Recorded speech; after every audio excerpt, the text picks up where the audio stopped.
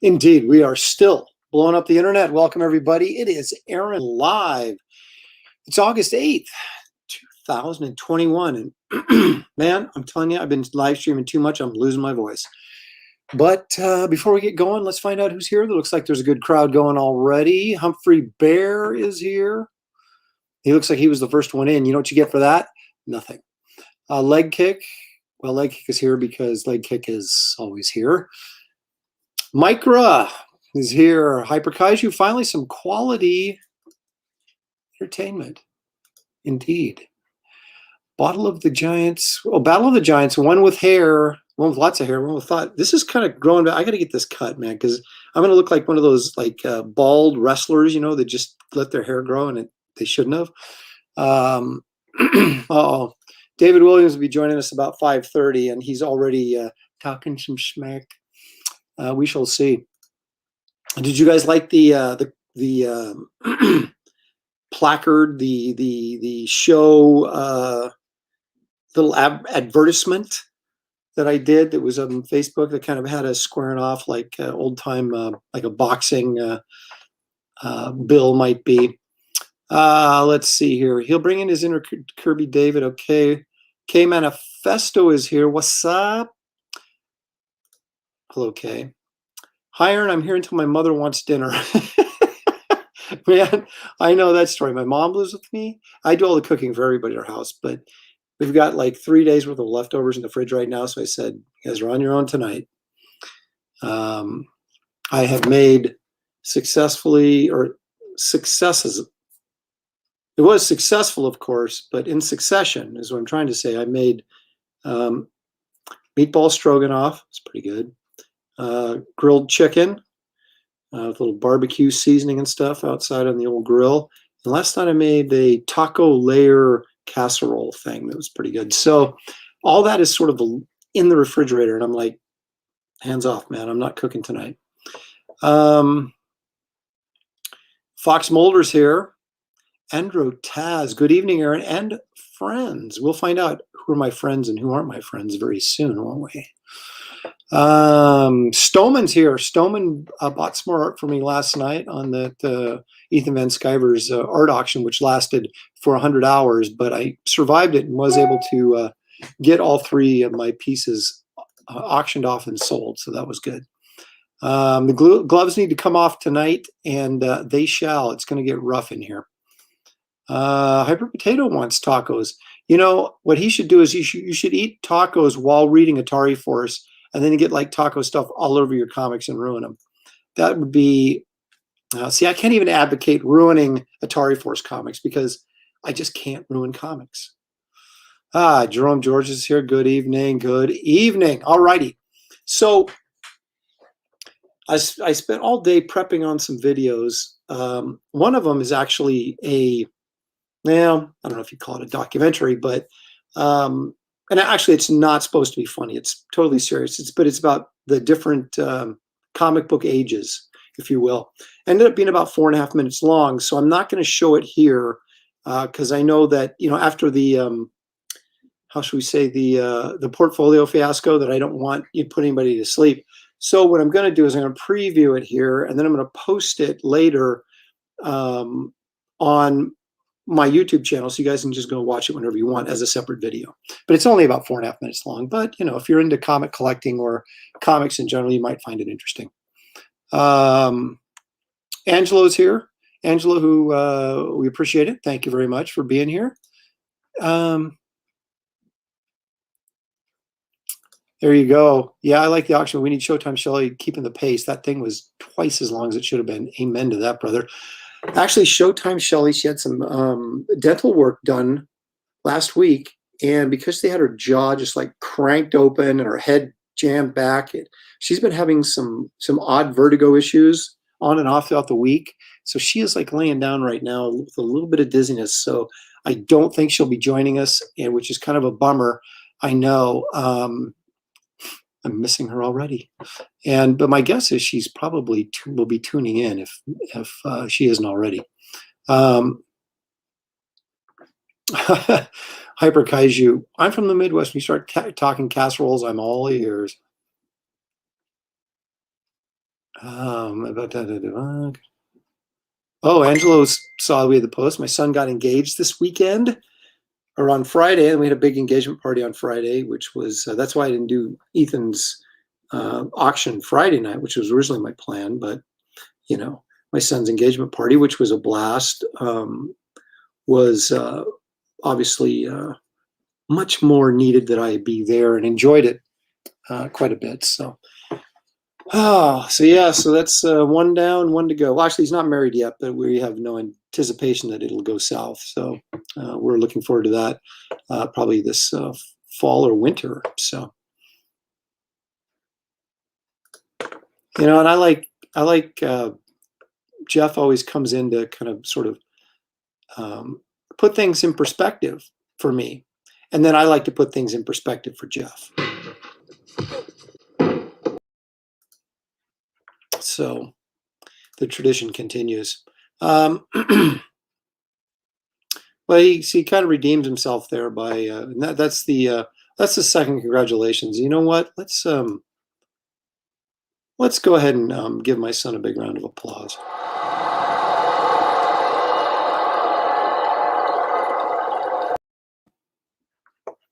So there you go. So Jeff gets spurs on some applause along with getting a beat down. Well, thank you, Stoneman. Appreciate it. She's very good, very nice, very good choice, very good girl. Good girl isn't really what I wanted to say, but terrific catch for Josh. So I think it'll work out great for both of them. Okay, so let's get into it, man.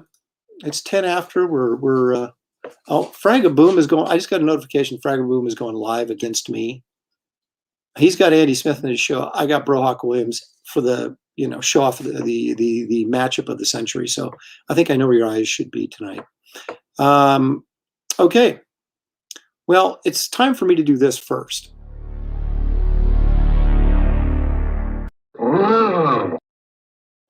We got to 1,000 subs because everybody out there liked and subscribed to this channel. So let's see if we can get to 2,000 before the end of the year. Wouldn't that be something?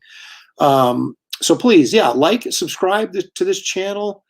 Give me, as ZZ Top would say, give me all your loving, all your hugs and kisses too, and your likes and subscribes. So how about this?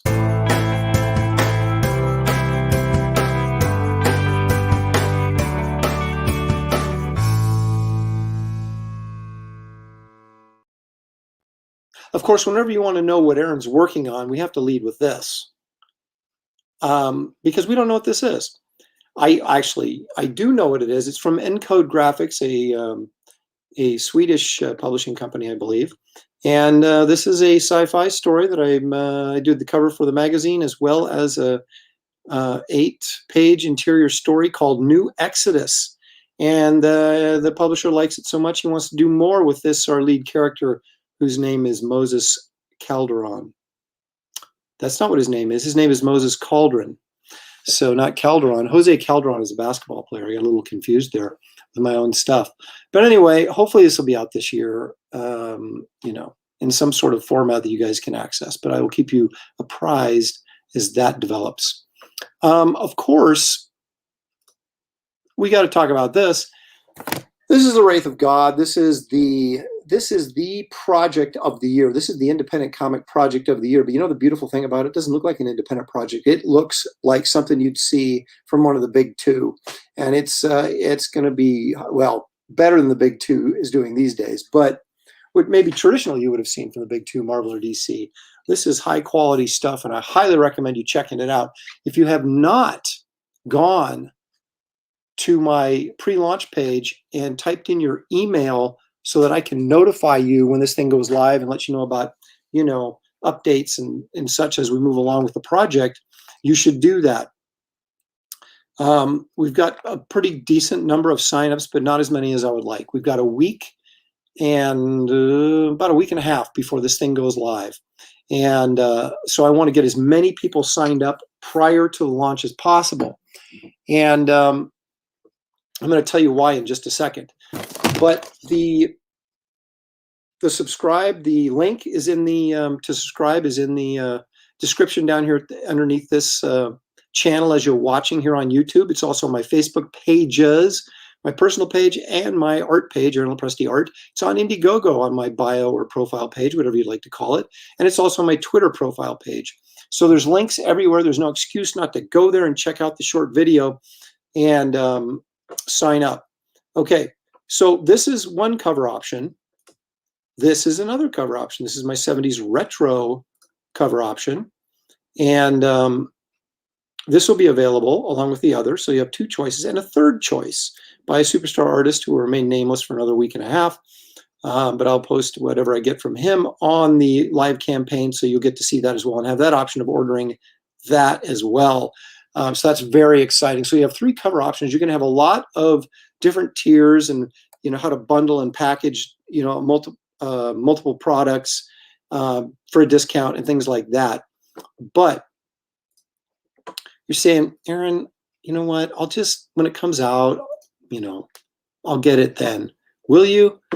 But here's why you should sign up now. See, this is a limited edition trading card that I am working on right now.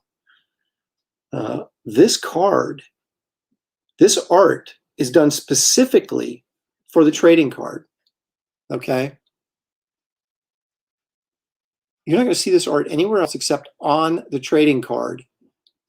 So if you want to get this picture, see, I'm not one of those guys who takes like existing art and goes, oh, we'll just slap it on the card and we don't have to put any effort into it and give the people their free card. No, I'm creating new artwork for a new card to go on this card to give to you, but you can only get this card if you sign up for the campaign before it goes live. And you have a week and a half to do that. So let's push those sign up numbers and make sure you get one of these. Of course, I'm going to color it after I'm done inking it. I'm still not done inking on it, but I'm getting there. So that's the exclusive card. And once I get that colored, which will be maybe even tonight, I'm going to get that posted up on all my social media sites so you guys and everybody, your friends, can see it and say, wow, okay, this is what I'm getting if I sign up early. Little incentive, little push to get you guys to sign up early. Okay, so what else have I got to show you? Well, I've got this. Well, see, I can't say this and the picture pops up because I have to, as you well know, click 6 times just to share a screen. But I'm going to do that right now.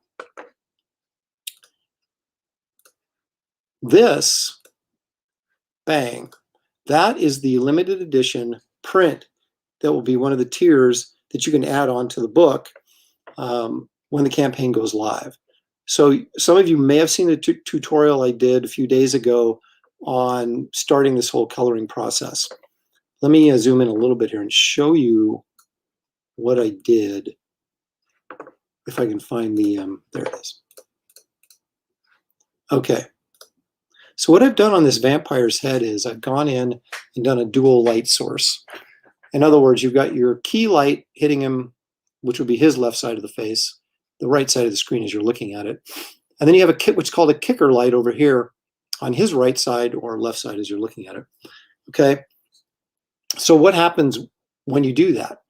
Well, you've got a light source coming in here that's usually dimmer than this. You have another light source coming in on this side, which is a little bit hotter than this. Now, as this light hits here and starts to follow the plane of the head, which is basically a cylinder, it's going to curve away from the light. So obviously it's going to be lighter here and get darker this way. Same with this. This light's going to be brightest over on this side. And then as it gets away from the light source, it's going to curve away and get darker. That's what creates this black area here, or well, it's a gray area. And what I did was I dropped in a lavender mauvish kind of color in this area, and I overlapped it with the red, and then I overlapped it with the color I was using for the flesh tone. And it gives you this nice sort of dual lighting effect with the shadow going right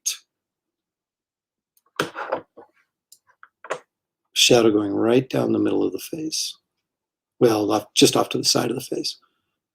And I created that first with cross-hatching, but then went in and emphasized it with the color.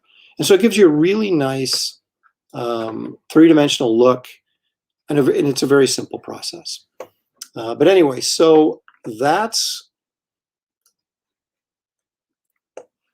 where I'm working on right now.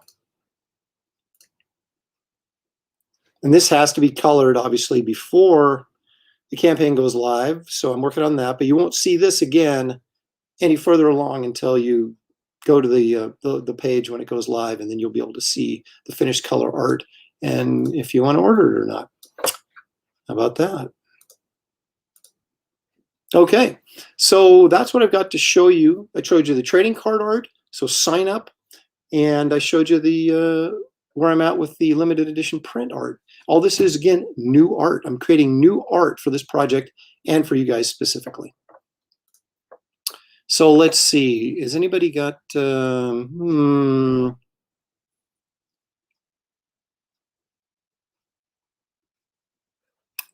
Bluest Bright Raven says, maybe your soon-to-be daughter-in-law will cook some for you. I doubt it. I'll be cooking for them is my guess. Hey, let's see. Oh, Paul, how can you? Dueling shows, Brohawk for the win. I've never had to do this to Paul before, but I can't have Paul turn it on me like that. You have to support the host. More like, how about getting my channel to 100?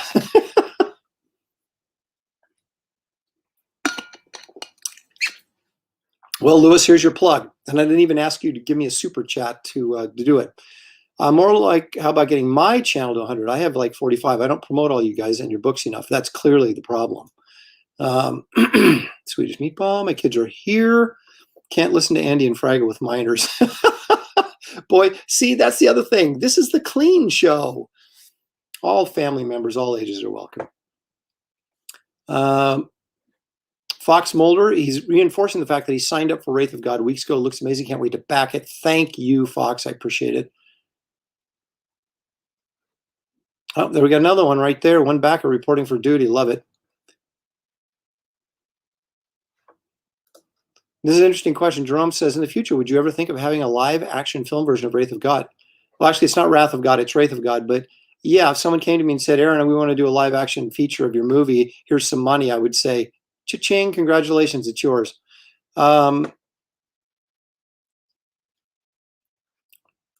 Yeah, that's me when I don't get my snacks, is exactly right, the bald vampire. Hey, Vincent Atkinson here, and I'm glad to see Vincent. We haven't seen him in a while. Thanks for joining us. He's an East Coast dude, so that's why I try to get this show at 5 o'clock. I know it's a little early for the West Coasters, but it's probably right at dinner time for most people on the West Coast. But you guys on the East Coast, man, it's like 8 o'clock, and you're like, I got to go to bed and go to work in a couple hours. It's perfect timing. Just help you relax, give you a little entertainment value, then you can hit the sack. Ooh, see, now Angela, everybody's turning on me. Shelly's not here. They're anticipating the Brohawk victory. Let me support you with this, Angela. I'm losing my voice streaming for you guys, and this is the kind of crap I have to take. There you go. Thanks. Thanks, Vincent. Happy Sunday to me. Victor Thomas is in the house. Hey, Aaron. Hey, Vic. Thanks for stopping by. Well, David Williams will be in shortly. So let's take a look at some of the prepared videos I have for you guys. Let's take a look at we'll go from shortest to longest, shall we? Let's take a look at the rights and image for the day.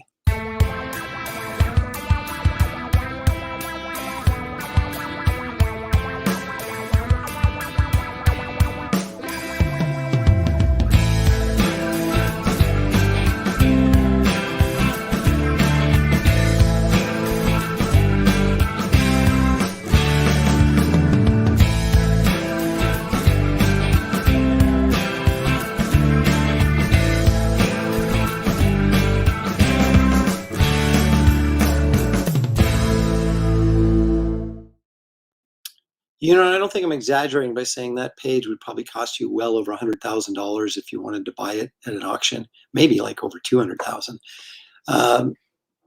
that's kind of the prime splash page from issue #1 of Swamp Thing. Incredible writes and work. 1972 for me is when he really hit his stride.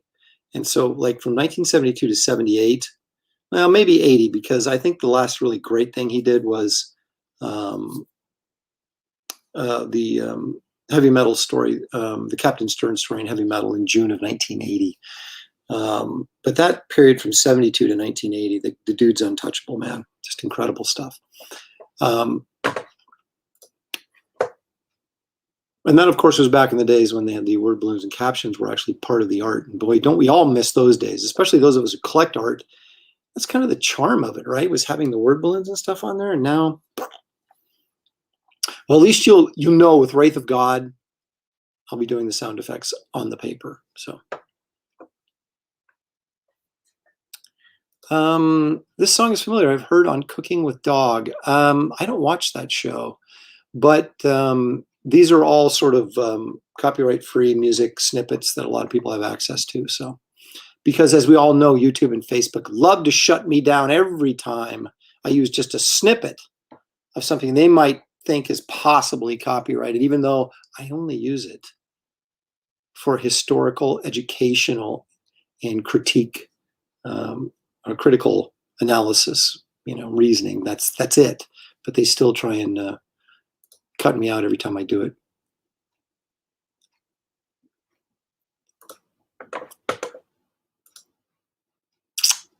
Oh, really? Think it's getting old? How's that for old? Yeah, I'll get all my people, my producers on it right now. Where's Dave, man? That's a Cheech and Chong reference, if I'm not mistaken, is it? I think it is. That's how old I am. Oh, hey, some person is here. Says hello, Aaron. Thanks, some person. Hey, you know what, you guys? This channel is now officially monetized, so if you want to send me money, feel free. Just letting you know. Okay, so let's take a moment here to kind of reflect on our past and take a look at some precious moments from yesteryear. But I will warn you guys, you're actually going to have to do some reading on this one, and I'll explain why afterwards. But be prepared, get your screen, get up close to your screen so you can read this.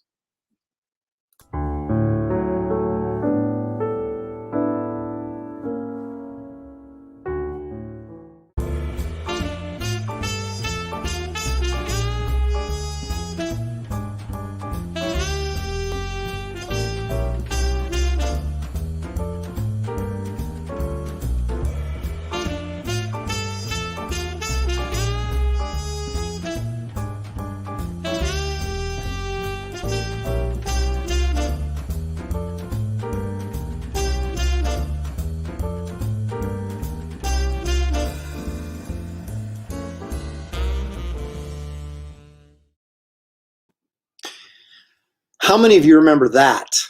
What I found out was I was going to do, take a clip, a live action clip, and put it in there for precious moments. You can't find one. Apparently it's considered like the lost Stan Lee commercial because it is nowhere on the internet. It's not on YouTube. I searched it on Google and nothing came up except those sort of still photo live action storyboards with the captions underneath. So I don't know. Is it like London After Midnight, the great lost Todd Browning horror film with starring Lon Chaney Sr.? Is it the great lost one, the Stan Lee lost commercial? I remember seeing that commercial when I was a kid, and I was just giddy because I was like, someday I'm going to be in that office with Stan. Well, I was in that office, but not with Stan. Anyway, so that's a little Stan Lee memorabilia. Okay, but you know who's here right now? Yeah, you guessed it. He's a guy who is currently drawing a very good book called Bass Reeves, available only at Walmart and on eBay. And he's also threatening on and off and on and off and off and on to do his own book, his crowdfunded book. So we're going to be looking forward to that in the future. He also talks a lot of trash. So everybody, let's welcome in for our 4th round of competitive drawing. Ladies and gentlemen, Mr. David Williams. Aaron's Nightmare. How about that?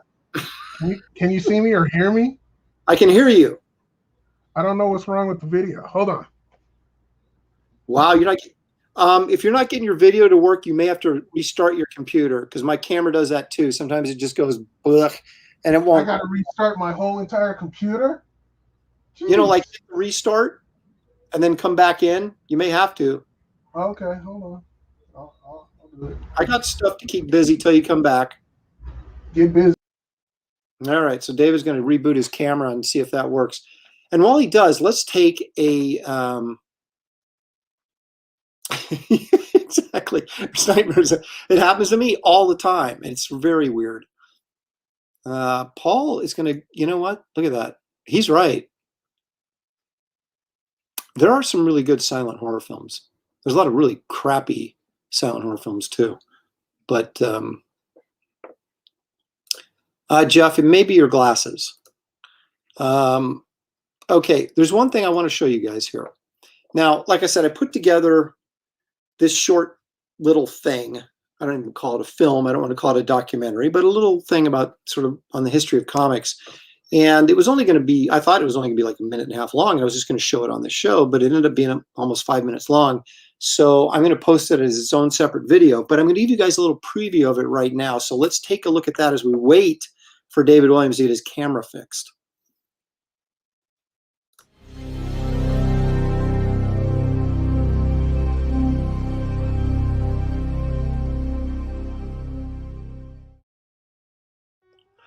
(1897) marked the beginning of the first real recognized age of American comics, the Platinum Age, with the publication of R.F. Outcault's Yellow Kid and McFadden's Flats. This book was a collection of Yellow Kid newspaper comics, and the Yellow Kid was the first cartoon to utilize word balloons. A fine condition copy of this book only goes for about $15,000, but there are no known copies that have not been restored that go above this grade.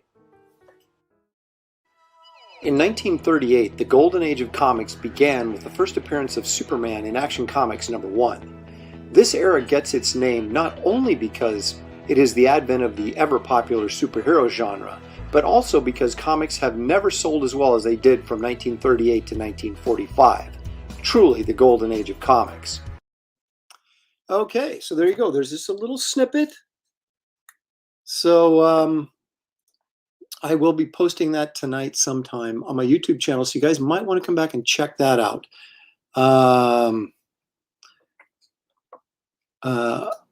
There you go, Paul. Early art to bear inking. Yes. That's what I like to see. Make fun of other people.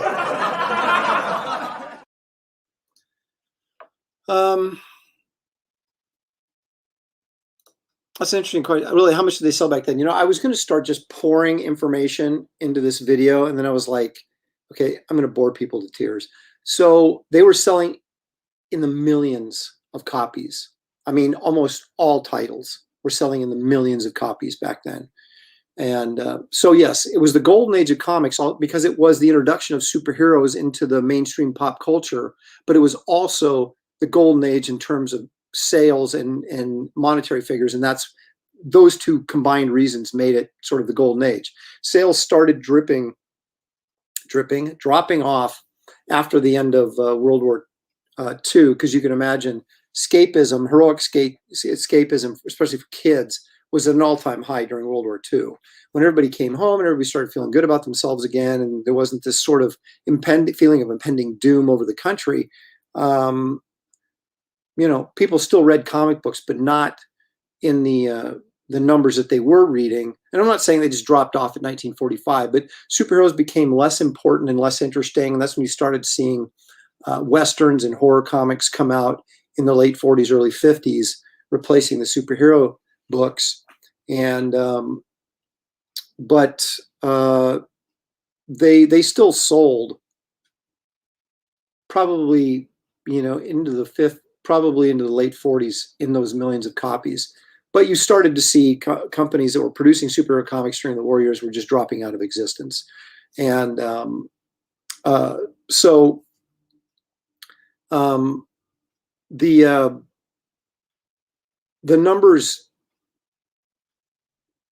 on the superhero books started to drop. So publishers were kind of like, okay, superheroes are men. No one cares about superheroes anymore. Let's find something else. And that's what ushered in this. And plus, they were fighting against television. Television starts appearing in the late 40s and really comes into, its own in the 50s. So now you have to deal with television for these kids, dimes, as opposed to just, going to the movies and comic books and, of course, radio. But radio wasn't the same because it didn't have pictures, right? So as a comic book reader, you got the pictures. But when television comes along, now you got pictures and you're competing on a whole nother level. And of course, that's been comic books' problem, or difficulty or challenge since the end of the 40s, is we've always had something competing against us that is easily more accessible and easier to indulge in. TV, you turn it on, it tells you the story. You don't have to read it and turn pages. Now you've got video games, live streaming, all this kind of stuff that pulls away young readers away from comics and into something that is easier, And but anyway, it's funny how we keep seeing kind of the end of comics, and yet it keeps finding a way to survive. So hopefully that will continue to be the case as we move forward. Dan Erickson. Hey, Dan. Dan was a childhood friend, lived across the street from me growing up all the way through high school. And Dan says, looking good, my friend. I think he's lying just to be nice. I appreciate it, though, Dan. I am looking old. I look actually younger when I shave my head completely because you can't see the gray hair coming in.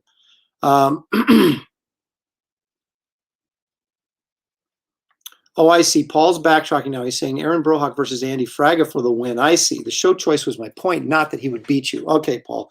I take back the slap and the kick then. I apologize for getting violent with you. You've been such a solid and positive supporter of the show and of me that it really hurt me to smack you down like that. So now I kind of apologize now for smacking you down. Yeah, right there. There it is.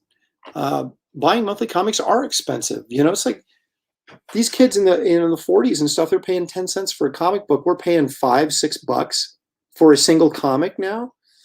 It almost makes more sense to buy the trade paperbacks. It's a better value. And that's why Wraith of God is so important that you guys sign up and back that, because this is not just a comic book. It is a 72-page and possibly growing graphic novel. And so we see the $25 price sticker attached to all these Indiegogo and Kickstarter campaigns. And a lot of times that's just for a 48-page book. I'm giving you 72 pages. So you're getting a lot closer to the value for the dollar spent on this. And I think it's a good direction to go for all of us as creators. So because we have to charge a higher price point because we're not getting, the volume of readership that mainstream comics are, at least not yet. And so I think the least we can do then is up that page count so you guys feel like you're getting better value for your purchase. That's probably not a bad observation. I think that's very, very possible. The problem is producing, again, like I was just talking about, producing a trade, Marvel and DC producing a trade. If they produced, let's say I went to DC or Marvel and said, I want to do Wraith of God, and they go, Aaron, of course, anything you want. And I were to do a 72-page or even a 64-page graphic novel, which were the page count sizes of all those Marvel original graphic novels that they were doing in the 80s, your price point on that book would probably be right around $25 because they would have to pay page rates and everything for all the new material created. Whereas the trade paperbacks, they can give you a better value on that because that's all reprint material they've already paid for on the floppies, right? So those monthly books pay all of our salaries and maybe not a lot of profit there, but then they put them in trade paperbacks and it's pure profit for the publishers. And they can give you guys a better deal on it. So you can get a 120-page trade paperback collection for, anywhere from $16.99 to $24.99, right? So But I can guarantee if it was all original material, they'd be charging an arm and a leg for it.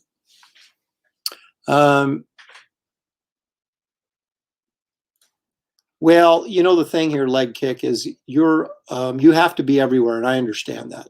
But you can always watch one of us in replay. And the competitive drawing is about to start right here. So it looks like David's got his camera fixed. So let's go and see what he's up to. Hey, Stoneman's giving me a shout out there. Because of the lockdown that I started watching YouTube, and that's how I found CG and your new and exciting worlds to explore, especially with such great artists like yourself. Thank you, Stoneman. Appreciate it. All right, David, you are back, and looks like you're live, man. Camera's working.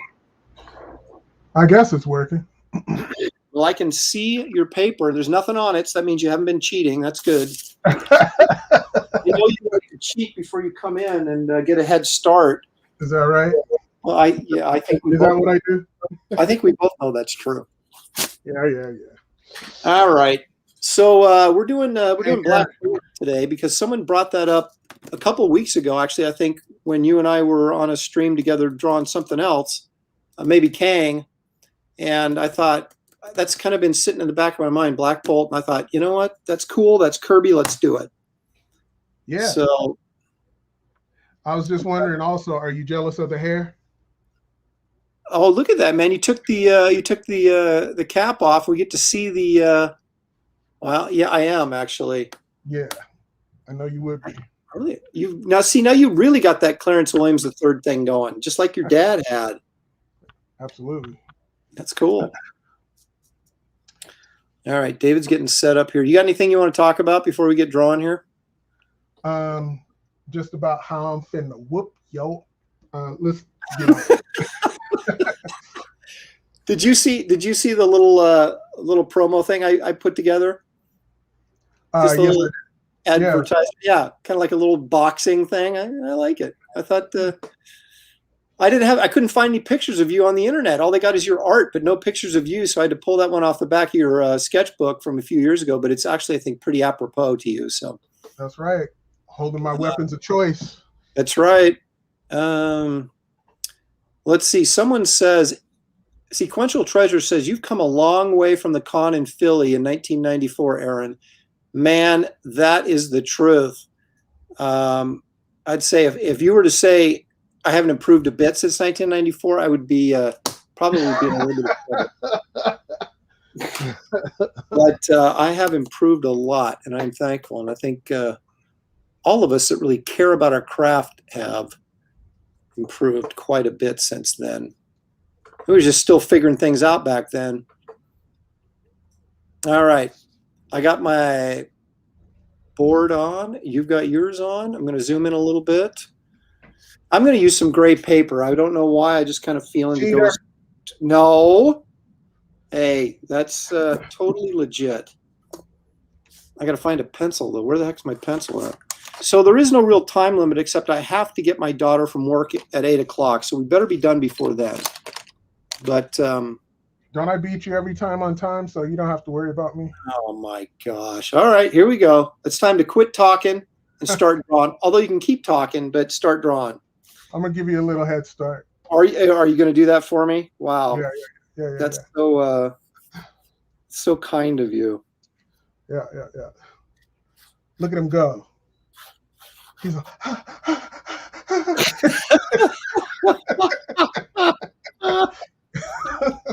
oh my gosh. We'll see. Yeah. I don't feel like I'm going to choke on this one. I think I'm going to He's all, I don't feel like I'm going to choke on this one.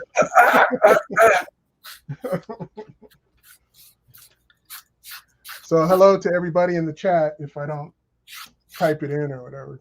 Hope everybody's doing well. You were just on Ken Carson's show, weren't you, the other night? Yes, I was. I was on Richard Friend and Kelsey's show earlier today too. Oh, really? Richard Friend, he has a really big show. I had no idea. Yeah. He has a lot of followers. or subs, I should say, subscribers. My favorite inker that I didn't have enough of him on. I wish I could have actually did some books with him because he's absolutely in my top 3 inkers of all time. Yeah, he's tremendous, but he's not the quickest guy either. So you sort of have to have a deadline that's favorable to him, I think. Well, he has a whole bunch of, or had a whole bunch of pages at once. Everybody and their mother wanted him, so I don't know about him being slow. Well, I mean, has he ever inked you? No. I tried to get him right when I got out of CrossGen.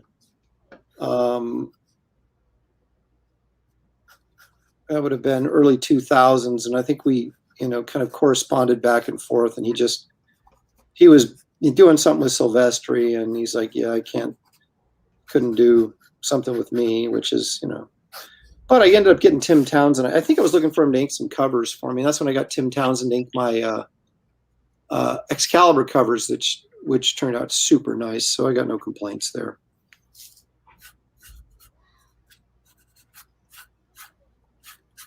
So is that like what kind of pencil is that?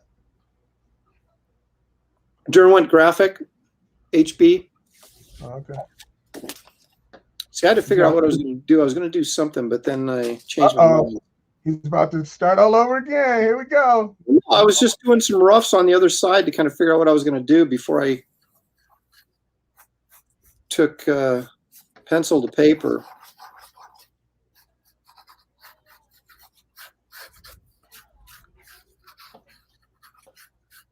Ask your chat, should I start now?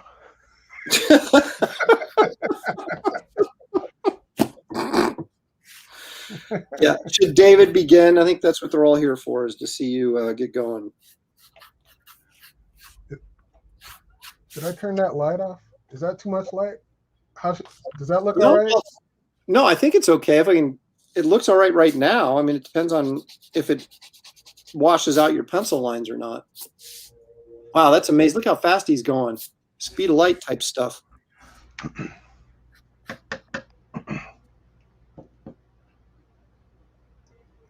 keep changing my mind already. I just started and I'm changing my mind.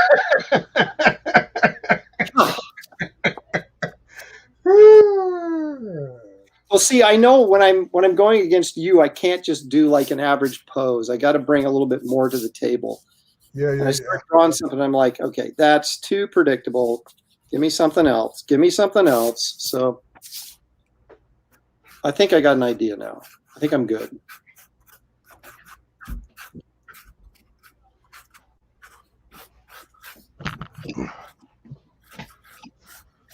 All right. Enough playing around. That's going to get serious. Time to spank that ass.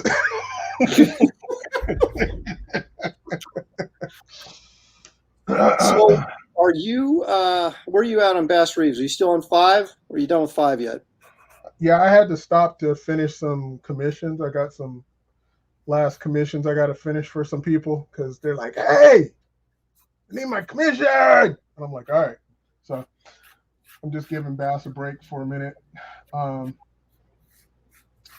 And a little bit of breathing room from it, but I'm anxious to get to it and get it done and over with because I have, other things I want to do as well. That.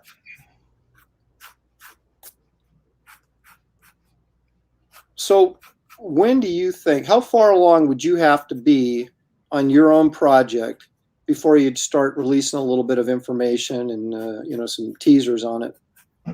Probably maybe halfway finished. Really? Yeah. Well, so are you going to be sort of like radio silent for, Yep. 6 months and then just all of a sudden reemerge with all these pages? And yeah, that's how, like, I think I was telling somebody else, there's these rappers that do that. They consider it going to the lab. They just go away for a while and you don't hear from them. And then all of a sudden they come out with a whole album and people are like, dang. And then they also have like the the underground version that they released just for the streets. It has nothing to do with the corporation, and it gets people jazzed up and stuff. So I'm almost taking that kind of mentality towards it, to where people are going to go, hey, where did David Williams go? And like, did he fall off? And then all of a sudden you're just going to see, you know, a buttload of stuff where you're just going to be like, whoa. You know, I don't want to go to another convention with, you know, old Marvel stuff or DC stuff that I did from ages ago. You know, like, nah, I'm done with that. Yeah. Oh, look at this. Lewis Bright Raven says, Dave should begin 10 minutes before you to leave, Aaron. That way to be a fair competition. Whoa. This is a guy who's complaining that I need to get new slap material because this stuff's too old, and he's got knocked around twice already. Jeff Potts, is Aaron drawing Man Thing again? See, look at everybody's on your side. I'm never inviting you on again, man. There we go. Aaron's just giving Dave a head start. That's right. Let's see. Long Shot Mojo. Dude, we're doing Black Bolt. It's too late.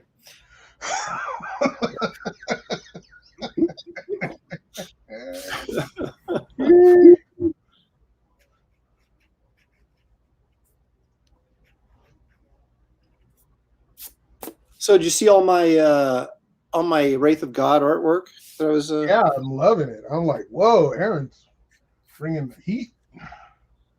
Well, I knew you were coming on, so I knew I had to, at least, if if the sketch didn't live up to the hype, at least the pre-sketch artwork would. But I had everybody telling me, do a trading card, just use some existing art, and you won't have to put all that time into it. But I was like, I just can't do that. It's like I wanted to do something new. Well, let me ask you, as a, how good does it feel to actually just be doing your stuff instead of the corporate, thing that everybody. It's pretty amazing. Yeah. Because we probably had this conversation before about you always find ways to do the stuff that you don't get paid for when you should be doing the stuff you are getting paid for. Mm-hmm. And, I do have a couple of things that I should be finishing up or working on, but it's like, man, it's a blast working on your own stuff. Yeah. It's easy. You know what I mean? It's like when you're doing something for Marvel or DC, there's a certain amount of pressure, whether it's deadline pressure or quality pressure or whatever, whereas when you're doing it for yourself, man, you just can kind of let loose and go for it. For sure. And so it's really exciting. It doesn't take a lot to get me up in the morning and drawing on my own stuff. Whereas I used to sort of have to talk myself into it. That makes it worth it, so you could keep on doing it. Well, that's the hope. I think I feel pretty good about the early signups. I need some more, so you guys that haven't signed up, please get over there and sign up. But I'm optimistic that it's going to do well, at least well enough to sort of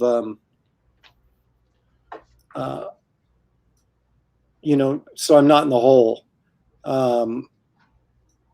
I want to share something on the screen. I was going to do this and I forgot to. So check that out. Oh man, I love those types of colors. That black light color. Yeah, those posters are worth a fortune right now if you actually have them. Yeah. I mean, some of those posters like over $1,000. I used to have one, and my stepdad had it in our garage, and it got all rotted and grossed out. Bringing a tear to my eye just thinking about it. Yeah. But when we were kids, it's like we didn't know that stuff was going to be worth a fortune, right? It was just a poster. It was cool, hanging on the wall. Yeah.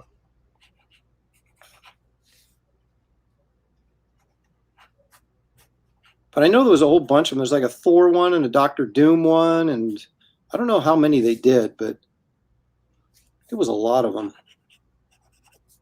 Doctor Doom one is really cool. Yeah.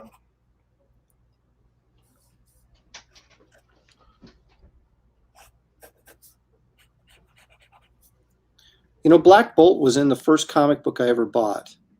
Really? My parents ever bought for me. Yeah, I got 2 books on a family vacation. One was FF 112, which was that Hulk versus Thing black cover that Buscema did. And then the other one was Amazing Adventures #8, which was Thor fighting Black Bolt on the cover, but it was Neil Adams cover, so you know it was cool. And I didn't know who either character was, but I thought they looked cool, so that's why I wanted to get it. Paul says, were any of those posters glow in the dark? Yes, they were. There was like a whole line of them. They actually were glow in the dark. Yeah.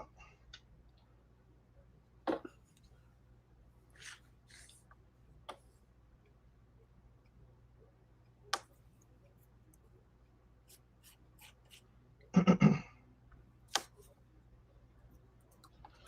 think the biggest challenge, man, is figuring out the lighting when you're trying to draw on camera, especially with white paper. It just tends to reflect so heavy off the, and you just like, until you start inking, you can't even hardly see the image. This gray paper makes a huge difference because it's not reflecting any of that light. So no cheating this time. You can't color this later. Well, he's practically all black, so I'm just going to do the marker stuff today. That's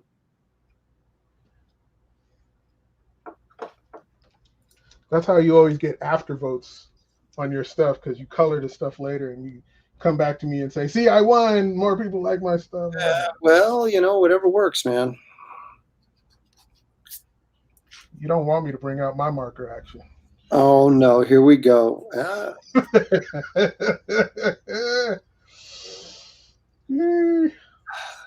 So I'm debating right now about whether to do a show in New Mexico. Should I do it? I'm telling you, you won't make any money. It won't be worth your time. Oh, really? Okay. I mean, I'd love to see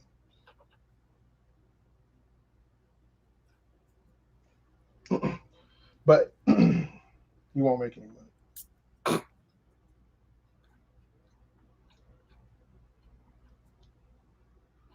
Okay, so you're telling me you've done shows in New Mexico? Of course. Well, I know you live there, but that doesn't mean you've done shows there. You could have just blown them all off, right? Nah, that would be rude. I mean, if I'm right here. But I blow them off now because I don't make any money. Well, is that because you're a local guy, you think? Yeah, Or- I think so. But there's other professionals that we know that just go, man, this was a huge waste of time. You know. Really? See, that's the thing. I don't want to spend my time that I could be working or just staying home. You know, just to go. Although the thing is I've never been to New Mexico and I kind of like to see it. But I'm just kind of If they pay your way, then well, yeah, they would pay my way. I mean, they're not paying me to go, but they're picking up my expenses. Yeah.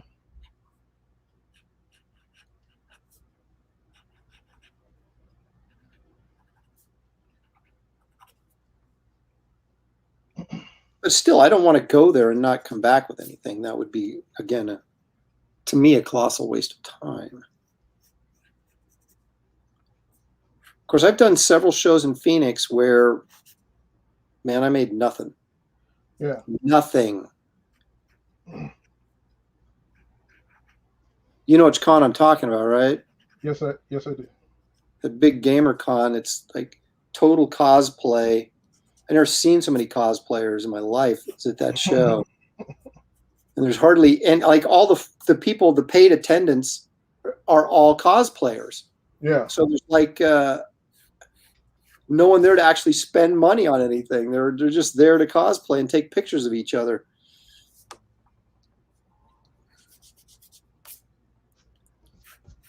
But my daughter now goes to college in Phoenix, so if I got a chance to go to a Phoenix show and they cover my expenses, yeah, I'd go. Gotcha.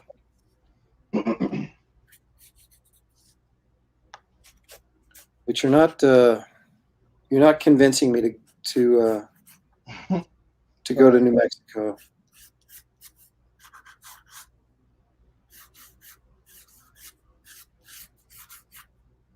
Although I have to admit, I just did a show in Kansas City that was just 500 people, called Fountain City Con, Mhm. and I did for a 1 day show about 500 people. I did way better than I thought I was going to do.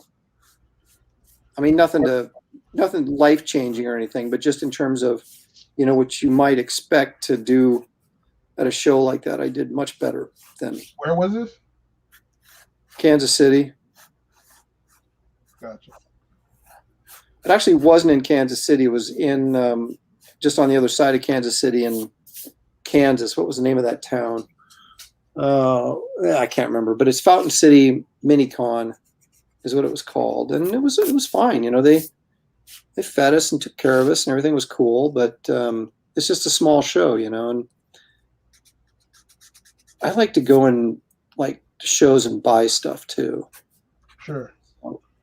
If it's a small show where there's not many dealers, and it's like even if I do okay money wise, it's kind of like, well, I'm still going home with nothing cool because there's nothing to buy here. But I did find some creepy magazines that had rights and inside front covers, and I found one of those old hardcover Marvel reprints of like. There's this one of Stranko's Captain America stuff, and then I found one of Neil Adams' X-Men. So that was kind of cool. Cool.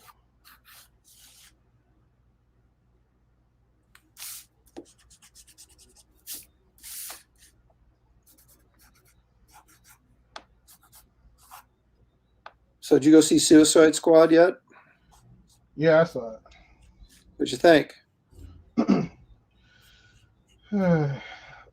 good, huh? I could see why some people would, lose their ish over it, but it's just not for me. That type of thing isn't for me. Well, so you're saying it's a pretty typical James Gunn movie then? I wouldn't say that because I liked Guardians, but to me, he's leaning into his bad habits and he's ripping off other guys and not doing it well. I mean, if you want me to be more explicit, let me know. Well, I don't know if our people in the chat have all seen the movie. We don't want to ruin it for the viewership. Exactly. So I don't want that. Let's see here.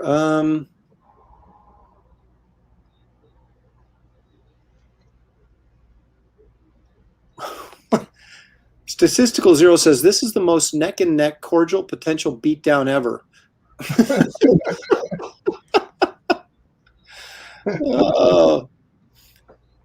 Louis Brightraven says, what are you guys doing for Free Comic Book Day? I'll be at Scratch and Spin Records and Collectibles in West Columbia with Mike Hoffman and others. Are you doing anything for Free Comic Book Day? Nope. I am. Well, bully for you. Dude, I'm going to be in Tennessee. I'm going to be in Tennessee. No one asked me to do that type of stuff. Well, actually, the guy did. That's why I'm going there. I've only done one local one, and that was years ago. Well, this guy had asked me last year, just before COVID, if I'd come and do the show, his Free Comic Book Day, and I said, yeah, I will. And then, of course, we had the COVID stuff, and so I felt obligated. It's like, yeah, I'll do it. And And I was like, oh, do I want to travel all the way to Tennessee? I mean, I really don't, but I kind of do. I'm kind of looking forward to it because once again, I've never been to Tennessee. So Yeah. I don't know how much of it I'll see, but still be kind of cool to. And of course, it's not a direct flight, which I actually don't mind that as long as I don't miss my connecting flight. Because I'd rather be on a plane for 2.5 hours than to be on a plane for 5 or 6 hours without stopping. Sure. So we'll see how it all turns out. I leave on Friday, so. And then I get back, and then my daughter goes to college the first weekend of September, so I'm going down with her to Phoenix for that. And then I got the Rose City Comic Con right after that.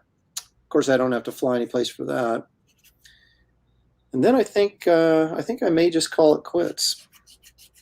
I got an opportunity, like I said, to go to New Mexico, so we'll see. And then I got another opportunity to go to Houston in November, but I'm like, yeah, do I want to go to Houston? And then they're doing the Seattle show, Emerald City, in December, and it's like, man, I do not want to go to Seattle in December. It's going to be either just disgustingly wet, or it could possibly be snowing. And I do not want to be driving up there on I-5, if it's snowing. Then, of course, you have Antifa burning the city down all the time. So, who knows how safe it's going to be. Is that your black auntie? Is that my what? Your black auntie? Antifa? Oh, yeah.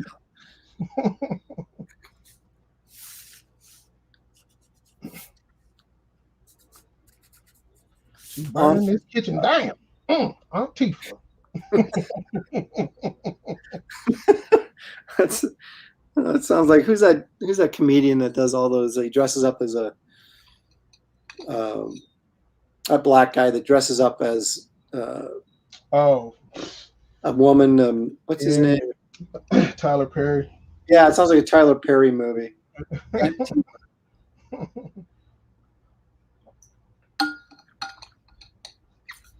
Girl, I know Antifa. She could burn that kitchen.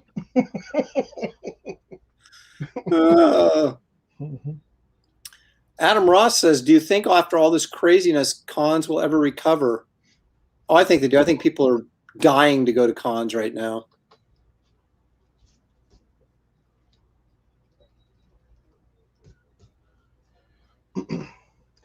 Hold up. I got to see what Aaron's doing. Let me see. Oh, you in trouble now, boy?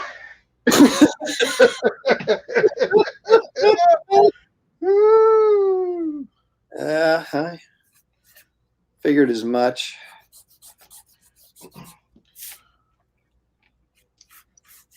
If you make me throw this away and start over. If you do that, I'll do the same thing. But I'll still finish this one. So I'll whoop you with 2 pieces. Oh, no. See? That's usually what I do to everybody else, but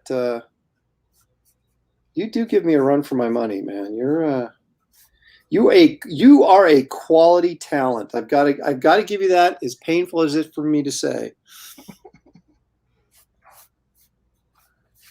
But see, that's why I'm Aaron Gentleman Lopresti. That's kind of my I'm like Gentleman Jim. Who was it? Who was that boxer on the turn of the century? I mean, like the 1900s. It was Gentleman Jim Corbett. Yeah. I think that's it. Yeah. Yep. That sounds about right. See, I think that's kind of like me. I'm Gentleman Jim Corbett.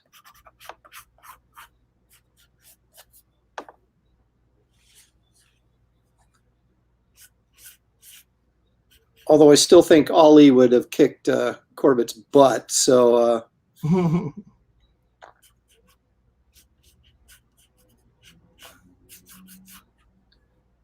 so were you a boxing fan in the 70s? Oh, yeah. So I was like so dialed in back then. It was like I knew the middleweights, I knew the light heavies, of course the heavyweights, and then when Sugar Ray Leonard went in the welterweights, I knew the welterweights. God, it was some great boxing back then. Yeah. Guys who weren't afraid to really do damage to someone's face.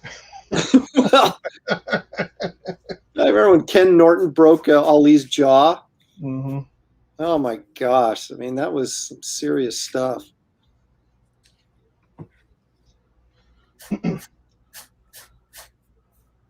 Like Mike Tyson was complaining about when Evander Holyfield, I guess, headbutted him and stuff. He said, "Look, I gotta go back to my daughter. Look, I have to look like this, and it's gonna scare her. That's why I bit his ear." And I was just like, "Well, you could have looked like that without him headbutting you." What are you talking about? Dude, he bit his ear because he was getting his butt kicked. That's why he bit his ear. That's right. Holyfield, man, that dude was a bad dude. Yeah, he was.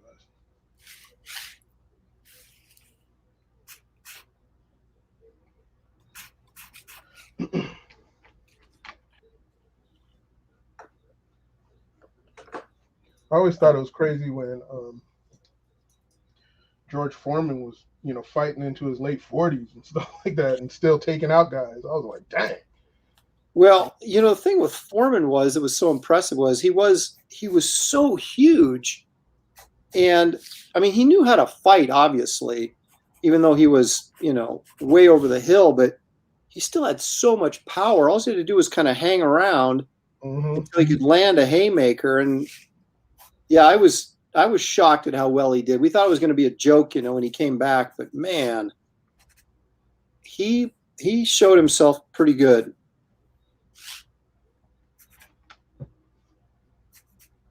Because actually, that fight with Holyfield was actually pretty good, wasn't it? As I recall, it was a pretty close fight. Good. It was really good. Yeah.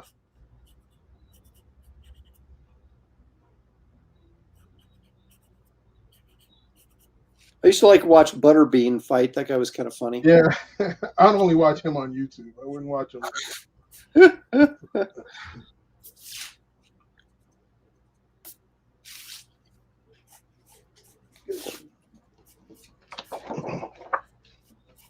And sometimes hands, certain gestures are just difficult to do. So you got me on pause drawing this hand over and over and over. I've done the same thing. I've redrawn this hand like 4 times and then this other one twice. So so what's this little tuning fork on Black Bolt's head? It's so his brain won't explode when he screams. Ah! No, I don't know.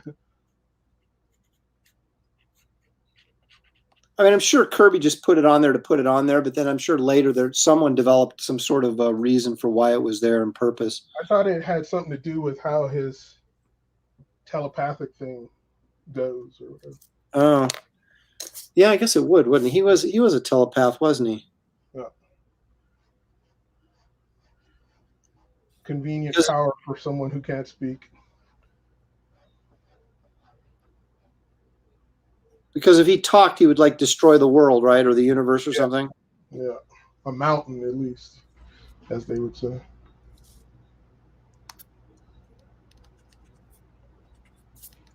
I'm going to just start inking. I am about a second away from doing the same thing. So when you were on Ken's show recently, because he sent me a link to come in and talk trash and give you a hard time to make up for when you did me, but I was right. I was right in the middle of something, and I was like, I gotta get this done, and I didn't do it. Huh? You're trying to start some ish. Yep. So you do his show pretty regularly, huh? I think I did your show more, so if that means anything. Well, this is your 4th or 5th time on mine, but yeah. So I think I only did his show like 3 or 4 times. I think this is the 5th time I'm about to tap that. Well, I guess the question is, you still get good turnout and sketch requests for when you go on there and do that. Yeah, it's pretty decent. You should do it. Well, I did it once and it was okay. I was only on for an hour though because I had to. You should do it with me on it. I'd be up for that. Yeah.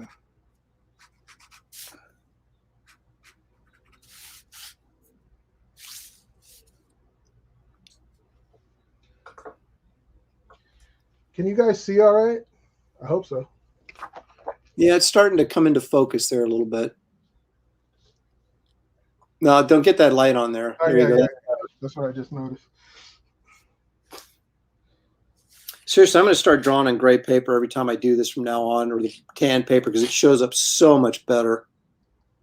You can see the pencil lines and everything really clearly. You don't get that reflection off that hot white off the paper.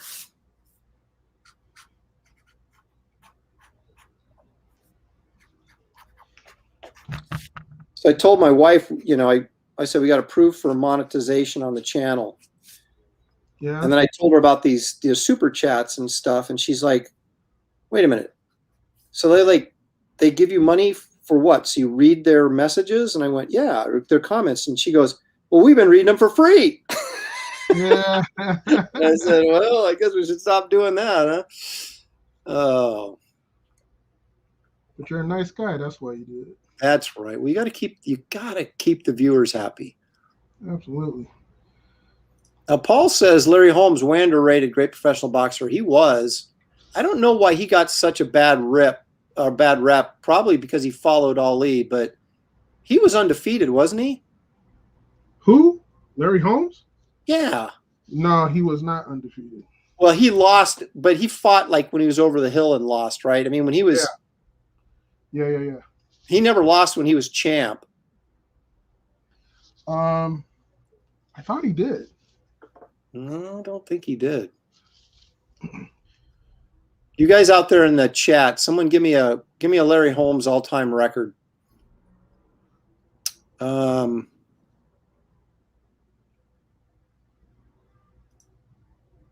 Jeff wants to know, do I still have the Moon Knight? No, I sold that a long time ago. Everybody loves Moon Knight. And then we got Paul Brilhart's singing the praises of Smokin' Joe Frazier. I love Smokin' Joe. I think Joe's problem was he was too short. He had a reach problem when all these bigger heavyweights like Ali and Foreman and who was that? Even Ken Norton was like way bigger than he was. I went to like this. There was a training camp out in Las Vegas where Larry Holmes was fighting and I got to see him do some sparring and all that kind of stuff. Yeah. And my dad was dating his cousin or whatever. And your dad was dating Larry Holmes' cousin? Yeah. Oh my goodness! Wow. And she was hot. Well, I'm gonna assume your dad had good taste. I'll just give him the benefit of the doubt. Yeah. I'll tell you another person. He dated Marilyn McCoo in high school. Are you kidding me? No, I'm serious. So he was there before Billy Davis Jr., right? Yep. Wow. Your dad then meets Stallone horseback riding. You've got the craziest stories, man. Yeah. But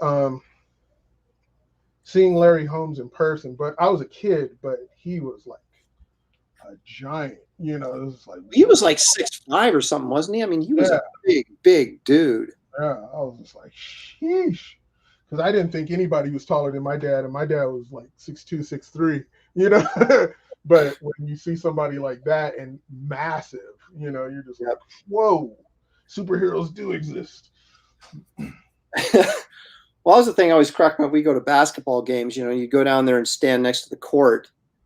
And I mean, I'm a decent sized guy at 6'2", but holy smokes. Even guys that were about your same height were about, 40 pounds heavier and all muscle, you know. It's like these guys are just enormous athletes. Yeah. It's crazy.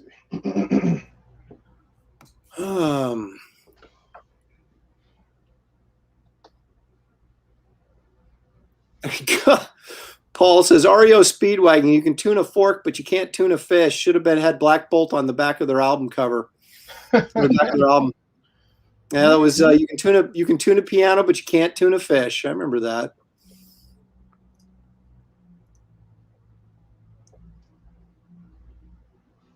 Here we go. Louis Brightraven, who knows all things pop culture, says Holmes fell one short of matching Rocky Marciano's career record of 49-0 when he lost to Michael Spinks in an upset in 1985. Yep. I knew it.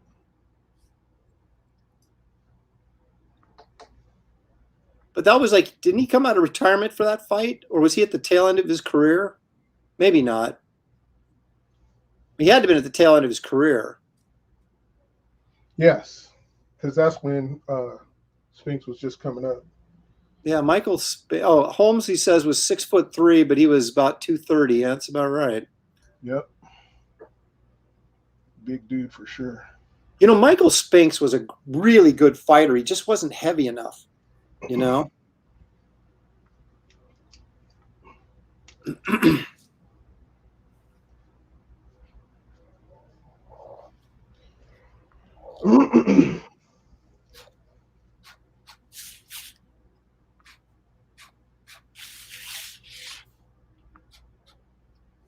So that's light blue. The older I get, the more a fan of Kirby I become. It's a weird thing.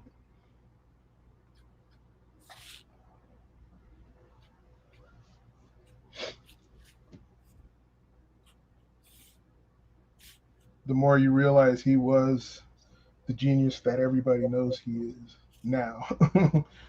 Didn't appreciate it when you were a kid. Well, I didn't really understand his style. You know what I mean? I was all about drawing really good, and, you know, I didn't really understand what he was doing. I could say I always liked it, but I didn't know why I liked it. I couldn't explain it. I like some of his stuff. I always liked his Thor for some reason. I don't know. It just really fit for me because Thor was supposed to be, in my mind, this big, thick, blocky guy. So it really kind of fit with what he would do stylistically. Yeah, I didn't really. But see, even when I started out, I was like a Frazetta fan almost from like first exposure to this type of stuff was Frazetta, you know, which is much more illustrative and less cartoony. And so all the guys I really dug were all like more illustrative. And so Kirby was totally different from what I was gravitating towards at the time. So I just didn't really appreciate it. Yeah. He did have, you know, once in a while he would do a cover that just really knocked my socks off. And I would, you know, and despite his sort of blocky style, I still really would go, wow, that's a great cover. Yeah.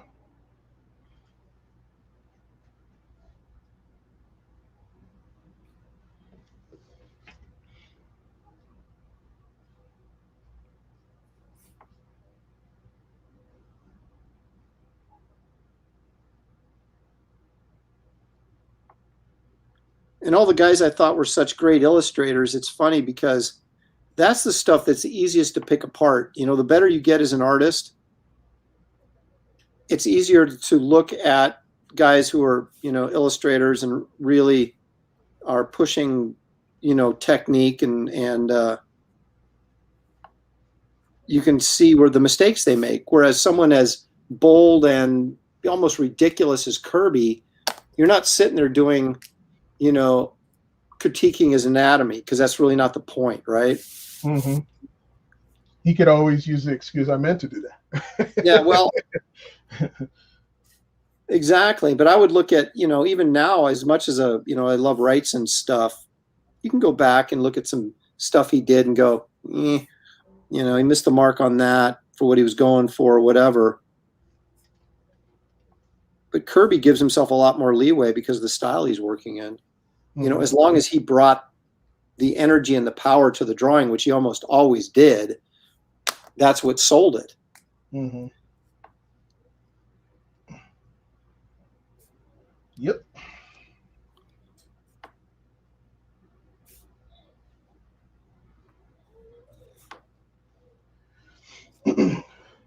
You throwing in the towel yet? No, I'm feeling pretty good about myself, actually.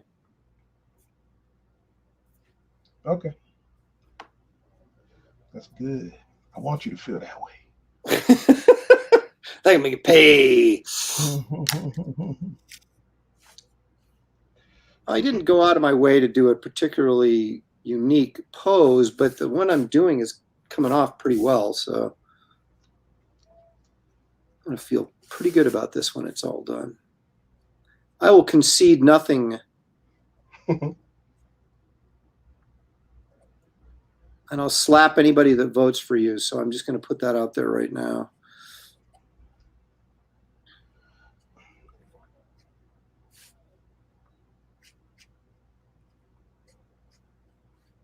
So people who support the truth will accept that slap.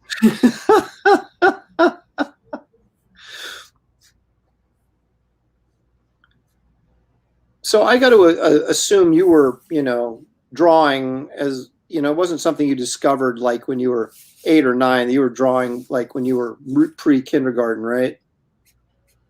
I often tell people that I was drawn inside the womb on graffitiing my mom's uterus because she said I was kicking so crazy. So I'm like, yeah, I was drawing in there. Well, I made the joke that I was born spinning a basketball on a pencil. Those are my two great passions, and I can't remember a time where I was not drawing. Mm-hmm. And so, at your very earliest recollection, what was influencing you? What were you looking at as Popeye cartoons? Yep. Yes, it was Flintstones for me. Well, we had I think I told this story before, but I'll tell it as quickly as I possibly can. We had a show on in Los Angeles called the Family Film Festival by Tom Hatton, but he hosted another show, and it was just cartoons, and he would show the Popeye cartoons and the Max Fleischer cartoons, and he would have he would dress almost like a sailor, and he would have kids send in a squiggle, so it would be a random squiggle, and he would turn it into a drawing of Popeye, Blue, the Max Fleischer Superman, and all that other kind of stuff. And so that instantly triggered me to go, oh, this is how this stuff is done. These are drawings. These are all these, and I didn't know what comic books were. Right. I didn't either. It was just, seeing cartoons and stuff. And I think I did a flip book before I even did a comic book. Like how kids do comic books and stuff. I did a flip book of stick figures, and I think it was a stick figure of Evel Knievel jumping over a bus. Right. But Tom Hatton, years later when I was working at Warner Consumer Products, I was like, man, I wonder if this guy's still alive. Oh yeah, he's still alive. He's in his late 70s, early 80s, and he works over at this place. And so I got his number and I called him and I talked to my, the inspiration for me to become an artist, right? And I asked and I let him know this whole story, and he said, well, I'm sorry to break your heart, kid, but those drawings were pre-done. All I was doing was tracing over them. So there was another artist on staff that was doing these blue line drawings. Mm-hmm. And it was just getting washed out so you couldn't see it. And he was just tracing over and doing, Popeye. I was just like, dang, because I wanted him to come over to Warner and do, talk about his history and talk about art and all this. He said, "I'm not an artist." I was like, "Dang." Really? I said, "But you created one." But he was very appreciative. He was a sweet guy. But he passed away, I think, just a year or so ago.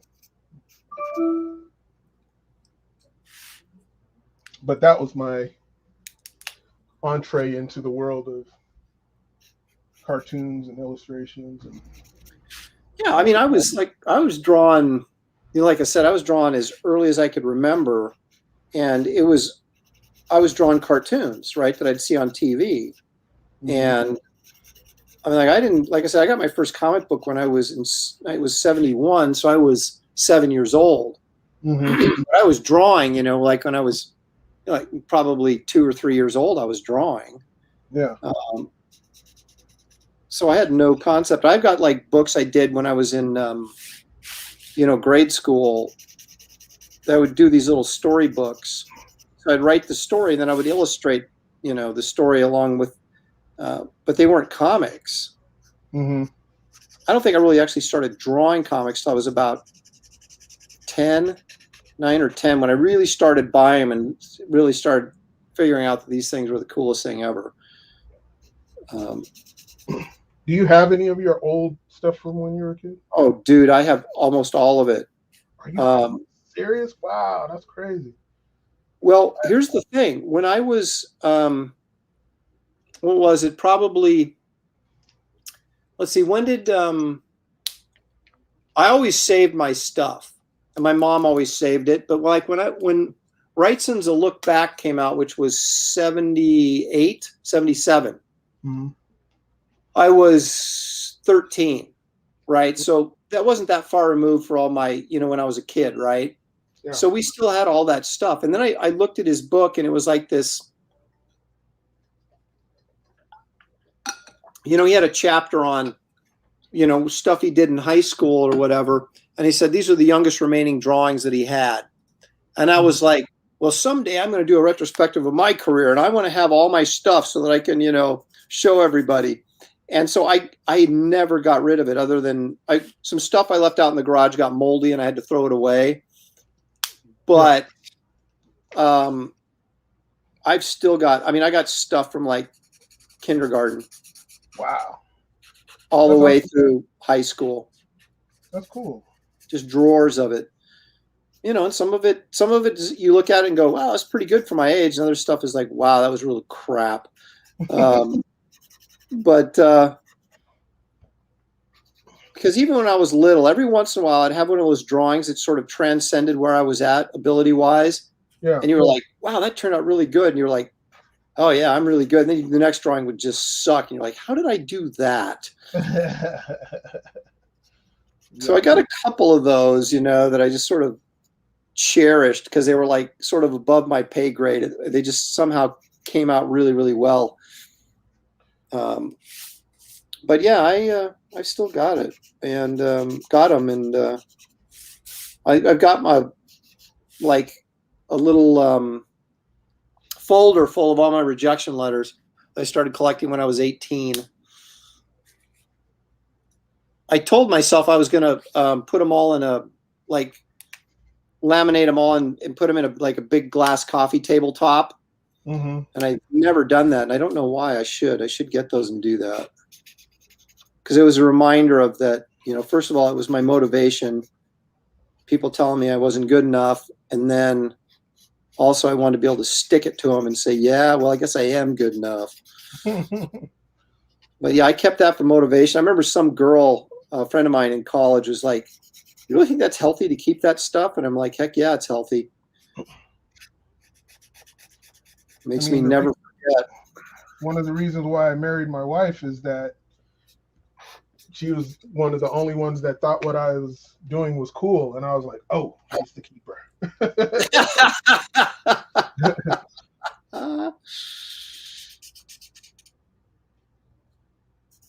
Well, see, again, you were like really good at a young age too, so you didn't probably have as many travails as I did, trying trying to get into the business. I mean, looking back, I wouldn't have hired me. Well, I say that about myself all the time. Whenever I see Danny Fingeroth, who was the guy who first really, well, Renee Witterstetter gave me my very first work. Oh, wow. Well, let me take that back. Actually, Terry Kavanagh gave me my first job, but it was like just a short story, Marvel Comics Presents, which really was bad. So I don't think he was felt obligated to give me any more. But Renee got me going on doing What the Stuff, because that was the book that she had control over. And then, but Fingeroth really hired me regularly on doing Spider-Man backups. And those, it's just awful. You know, I look at it now and every time I see him, I'm like, man, I thank you so much, because I would not have hired me. And he was like, yeah, but I could see the potential. I could see the potential, you know? And I'm like, yeah, well, I don't know what you were looking at, pal, but I didn't see it.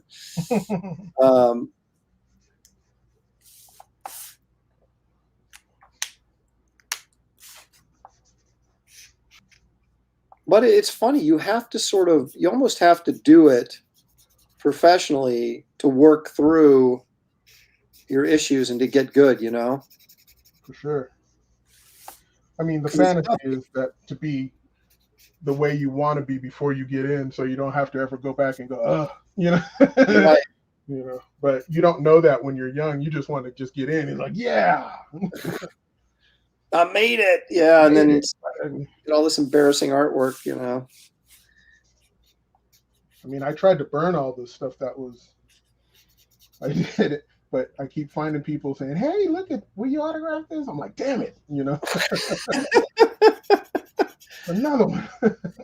I know, that's the thing. It's like you going, oh man, thanks internet. That stuff's floating around forever now. You can never escape it. But yeah, I have way too much of that stuff that it just, you know, it just took me way too long to figure out what I needed to do to get where I wanted to be. And I had a lot of ups and downs, man. I did some really good stuff, then I would do some crappy stuff, then I do some really good stuff. I think I had a hard time managing, you know, not getting jobs I wanted to do, and you know, and then just kind of crapping through them because you didn't really want to do them, and instead of realizing, hey, someone's looking at this, and this is how you get that good job you want, is by doing a good job on this crappy one you don't want to do. Sure. So I think I probably didn't do myself any favors, Yeah. In that regard for a while. And then always trying to, you know, I didn't really ink myself for the longest time, and trying to find, you know, the right inker, especially when you're new, is just so difficult, because they're not going to give you, you know, top inkers when you're breaking in. Yeah. And I was lucky that I got, you know, Gary early on when I was working on Sludge to help Gary Martin, I mean, to help me sort of define my style a little bit. But even after he was gone, I still got stuck with a variety of guys, good and bad, along the way. And then I'd get depressed if I got a bad ink job, and it would affect my penciling. Yeah. Shelly Showtime's in the house. Oh, barely. Barely. She's here. The crowd goes wild. Sure. How you doing, Shelly? You feeling okay? Huh? You feeling okay? My life's just a roulette wheel. I'm good. Oh. Jeffrey's here. Leg Cake's here. Of course, Leg Cake Cake is always here. I'm just gonna look back, just visit for a bit, and then go back to bed. Shelly's got control of the chat. Look out. Watch out. Oh yeah.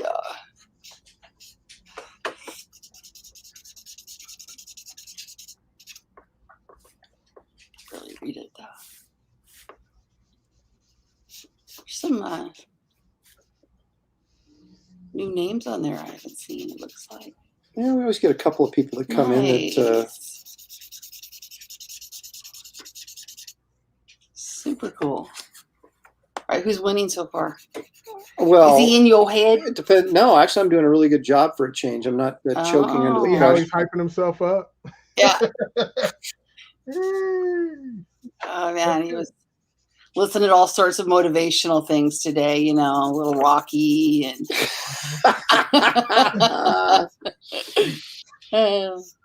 St. Elmo's Fire, Streets of Fire, all that stuff with fire. Yep. He just needs some fire under his. Yep. Woo. Come on, Shelly, sing "Eye of the Tiger" with me. Come on. I can't sing. Mama, don't. Oh my gosh.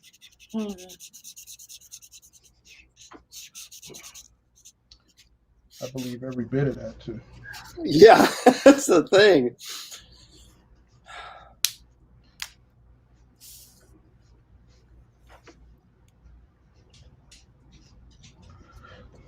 Very cool.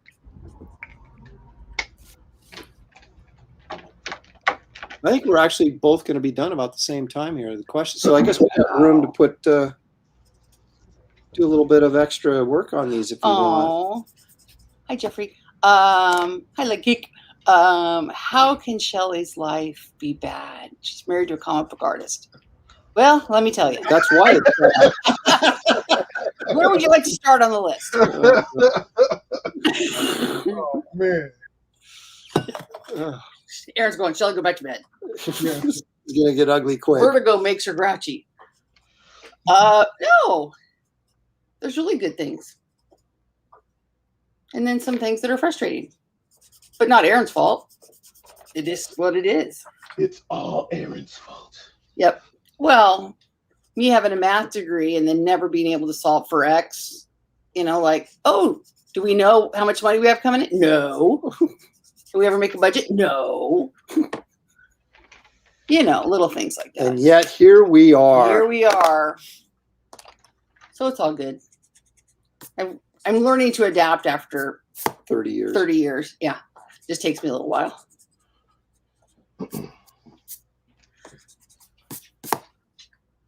I kind of like that paper. Yeah. Well, look how good it shows up too. You don't. It Yeah. doesn't get washed out because of the white reflecting off there. It's So kind of cool.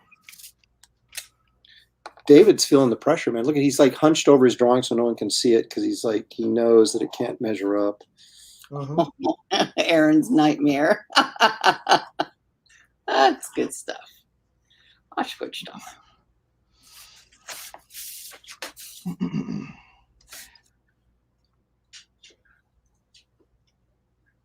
What are we drawing? That didn't even look. Black Bolt of the Inhumans. Yeah, I would have never guessed. Yeah. Not on your radar. Nope.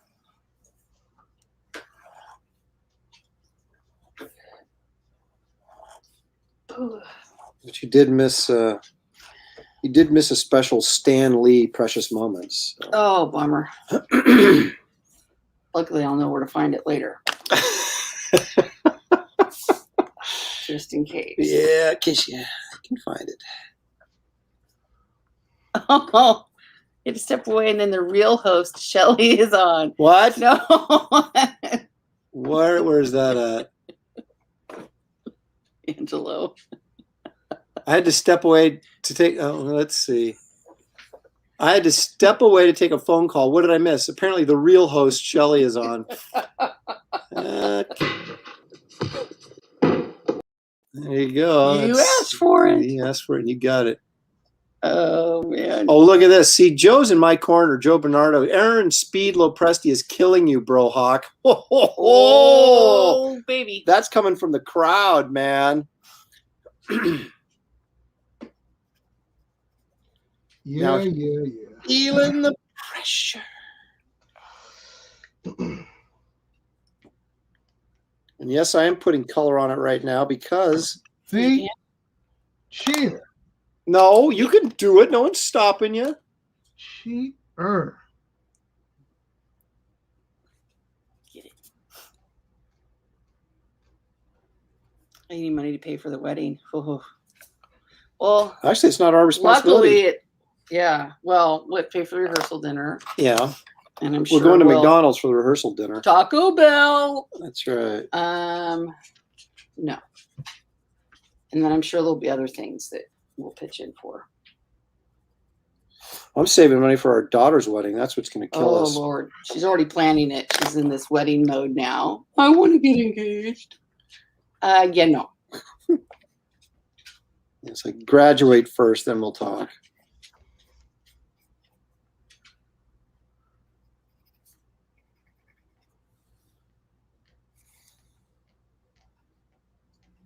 How old is your daughter? She's 19 and a half. Look at her. Did you ever I have told to her bring out the shotgun? Yeah, no, I told her she ain't getting engaged until she, her and her boyfriend or whoever she ends up getting engaged to can, take care of themselves because they ain't getting married and moving in. There you go. Of course, I said that to my mom too. When you get old, Mom, you're not moving in with me, and here she is. So That's awesome. I did. She jokes about that all the time because my older brother was like, we were growing up, was like, Mom, I'll always take care of you.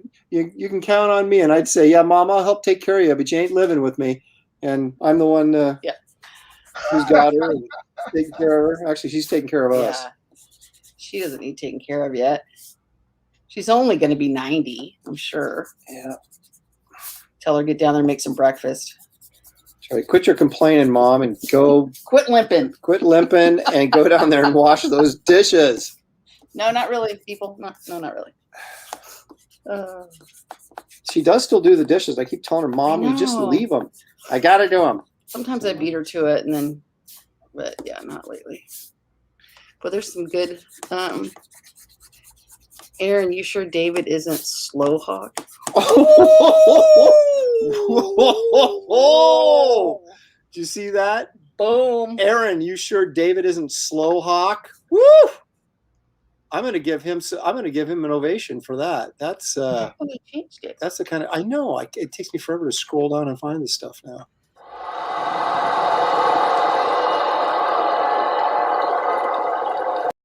Oh. Why don't you blow him some kisses? Oh, Mwah, mwah. hey, I got to support my peeps, man. My peeps. They're my peeps. Take it back. Actually, they are Shelly's peeps, but I still got to support them. All right, so I'm going to do a little, excuse me, gray marker here. Gray marker on gray paper. Let's see what it does. I'm going to have to go dark because it's not going to show if I don't. Ooh. What it says? What word does Bolt yell out? That's the thing. He doesn't really say it. Well, excuse me, burp. He doesn't really say anything, does he, David? He just kind of like makes noise. I was gonna say something terrible, so I have to edit myself. Are Doesn't say This is a family you show. now. censoring yourself? Yeah. No, I mean seriously, Black Bolt he's never like said words. He just utters a sound, right? And it's destruction. It's like our dog. Every time the dog starts barking, the world's destroyed. Grabbing our ears. So Sequential Treasure says, don't forget the story about the tortoise and the hare. It ain't over till it's over. Who says that? The bottom. Oh. Sequential Treasure. Says, Sequential Treasure says, Aaron Lopresti, just don't forget the story about the tortoise and the hare. It ain't over till it's over. Look at that. He's insinuating, David, that you might come from behind and take this. I might do what? You might come from behind and take victory. You snatch victory out of the jaws of We're going to defeat. leave that one alone. Paul Brillart says David Clapton Williams, slow hand. Ooh, you're taking some heat today. I'm loving it. Enjoy it while you can. Oh, I'm enjoying it. I understand that all this may be short-lived, but I never get it, so I'm taking it while I can get it.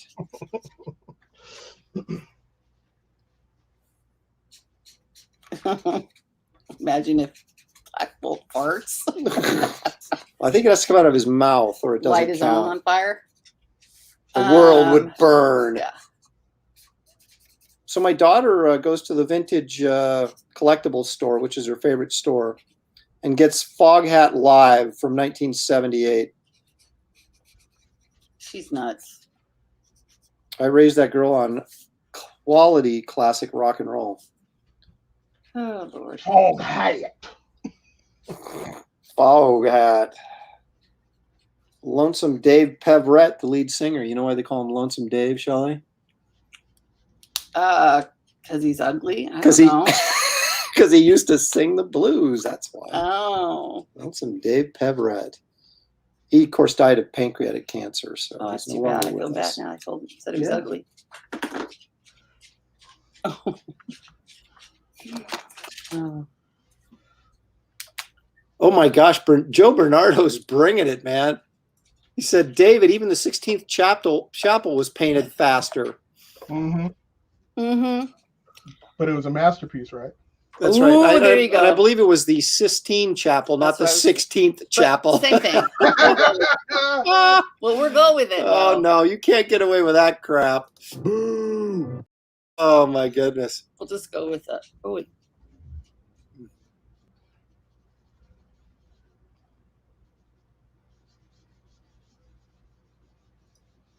Old Dirty Fatty says, Dave, did you talk to Aaron about the subject of the super fun Sunday you were on?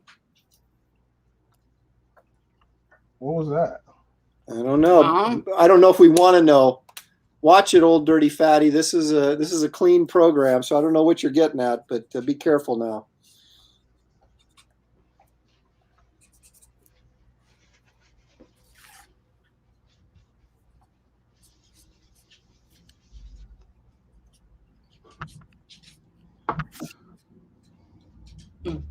Paul Brillart says, all in jest, love you both. Back after dinner. Will we still be here after dinner? well, chances are, knowing you, Well, I'm I'm going to say affirmative. But I'm moving right along here. It is a little impressive.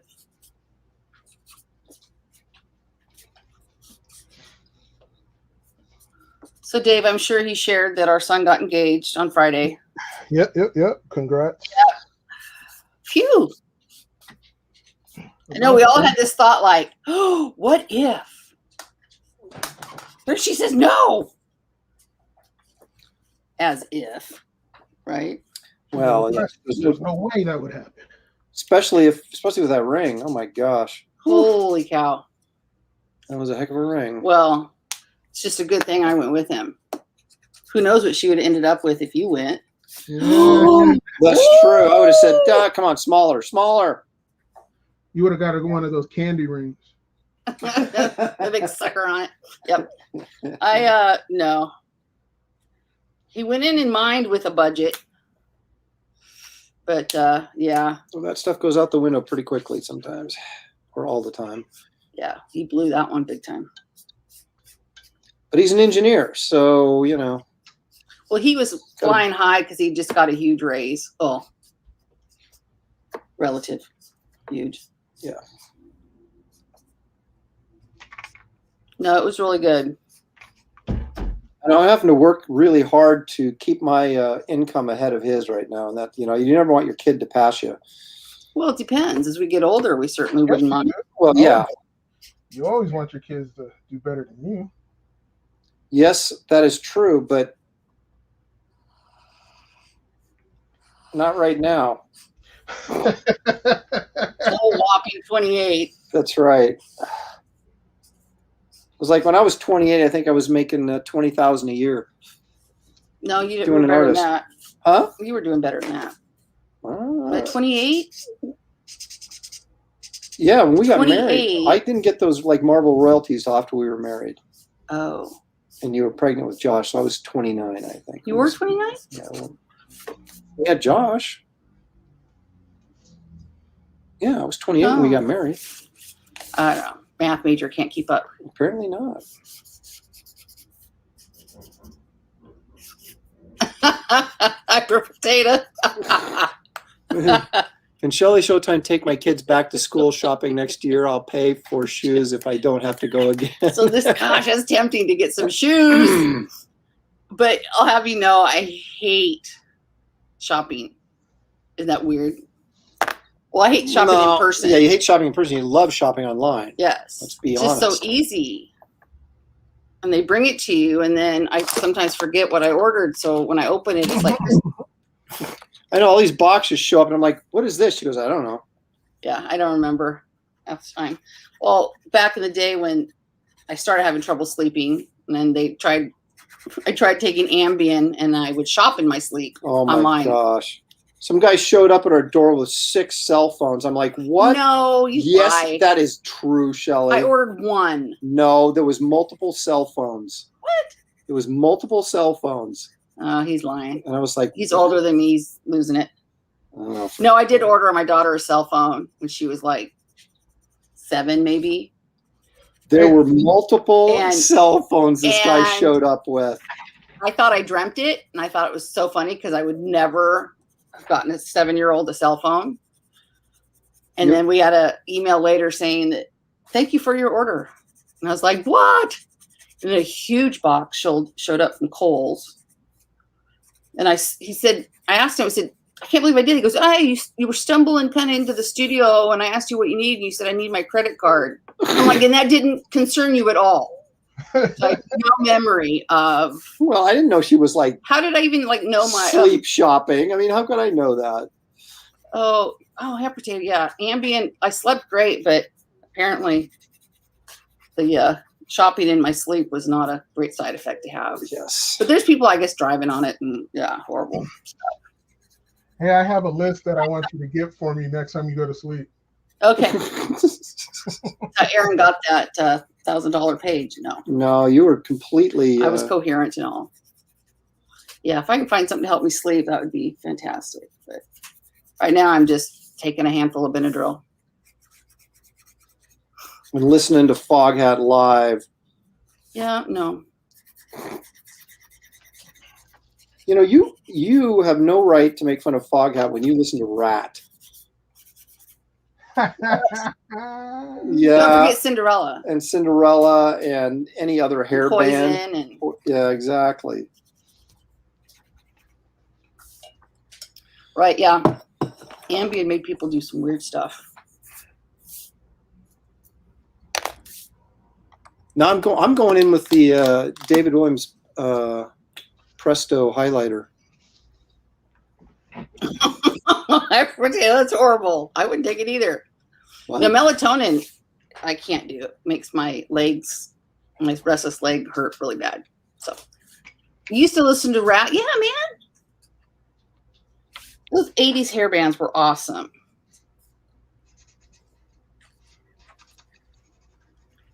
Thank you very much, Hot Potato. Cinderella is one of the best concerts you've ever been to. I cannot. This is a guy that likes Atari Force, so. Well, you You don't encourage them. Shh. oh man.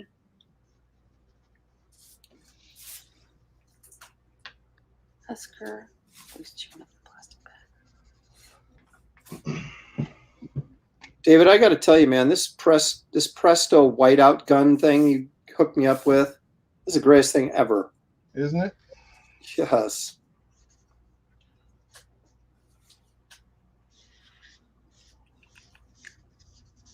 It's the little things in life. It is. Mhm. A good whiteout thing, a good vacuum cleaner.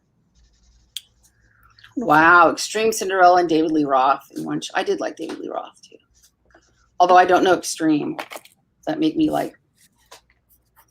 Extreme was the Does name that of a bring down band. my street cred? I don't know. Was that a band? So what is it? Extreme? If you can't come up with a better, more creative name than Wow. that, that's why I never had any respect for Metallica. Oh Even yeah, though everybody Bret says like, Michaels from Poison. He's delicious. what he was, What? Bret Michaels. Yeah. He's not so good anymore, is he? Looks like an Oh old. no, I still think he's. She's all, shut your mouth, All Aaron. in your perspective.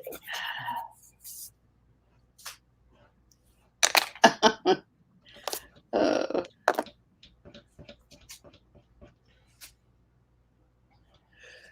oh man. What am I looking for here? C3PO. Do you do that in your head every time you pick that one up? Yep. Figured. How do you know? Jeffrey. You can't just Jeff laugh at it. So Potts you've got to. says Aaron is more relaxed on his live stream when Shelly's on. I think it's because he's not working without a net.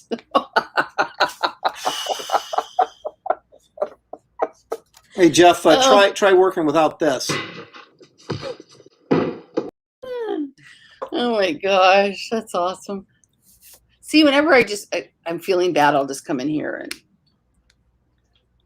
dealing with vertigo now for I don't know how many days, killing me. Just come in here and laugh a little bit, and life's not so bad. Oh, that's right. Live streaming is the best medicine. Ever heard of enough is enough? Never.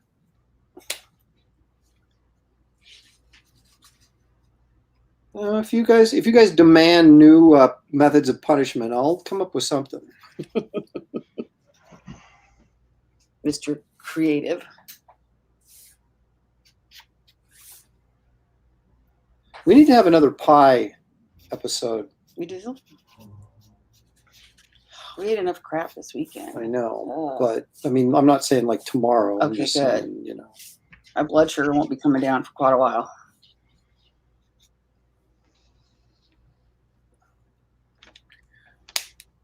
I want to see the photos, though. Oh, Angela.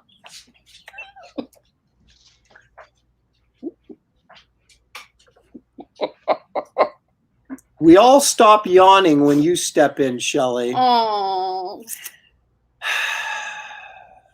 What are you gonna do? What are you gonna do? Boo. Chopped liver?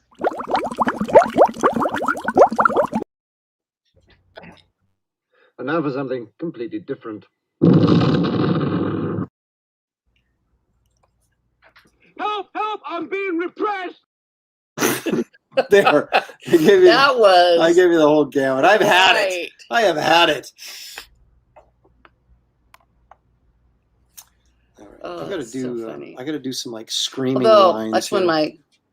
back in the day of teaching, that's when my students started yawning. That's when I walked in the room. Fortunately. Oh crap! Of course, the pen I start using is out of ink.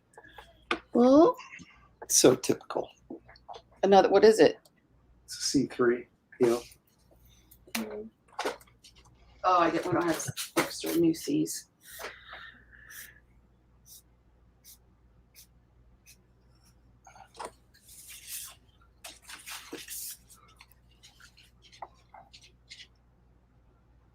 So long.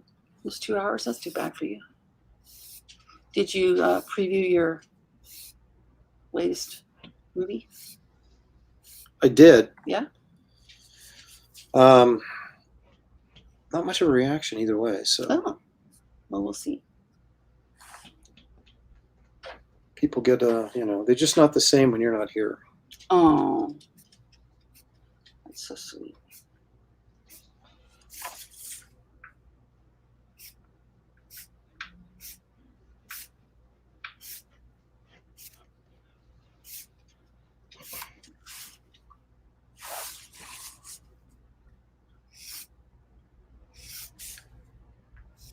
I got a lot of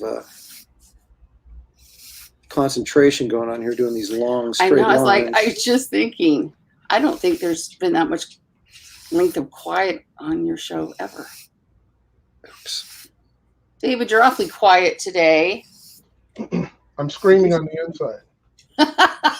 He's what? Screaming on the inside. I know because he's feeling the pressure. Oh gosh, I shouldn't laugh up. Tilt my head back and the roulette wheel appears.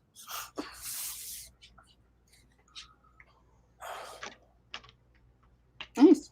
Yep, that's not quite nice enough. Uh-oh. Can't relax with David Williams because no matter what happens, No. he always thinks he wins. So I got to make sure that there's clarity in his mind so tonight. there's like no Exactly. confusion at all. Right.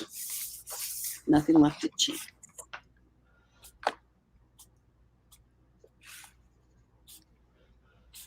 Yeah, oh. Oh, I see. Did I get that crown fixed? Oh, Jeffrey thinks yes. This one stayed on for a few days now, at least. I get the real one on Thursday, which is, I think, what triggered this Yes. vertigo. Because it's not like from ear, I think it's my neck, which is a bummer. But after Thursday, then it'd be done.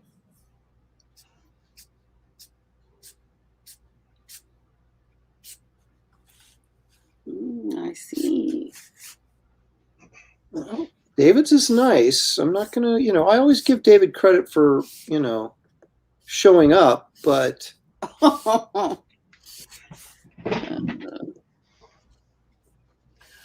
he always delivers quality. But does he have enough quality this time?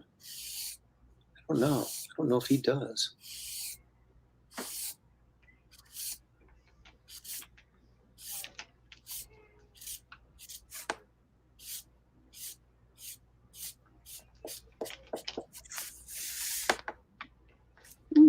That adds some depth. I like. I'm gonna have to look up some more of these bands that I see on here. Enough is enough. I'll have to look that up. That's Except a band. I guess. Zebra. I've heard of man. Zebra. Tora? Is that what that says? I can't, my eyes are so big. Apparently, I'm not as the rocker chick I thought. Well, some of these guys get into these sort of, how should we say? How you say? I'm not going to say garage bands, but they're not, headliners necessarily. Gotcha. Yeah, but that's when you're really into it. I was probably just, Sort of into it. being a fangirl with my big hair.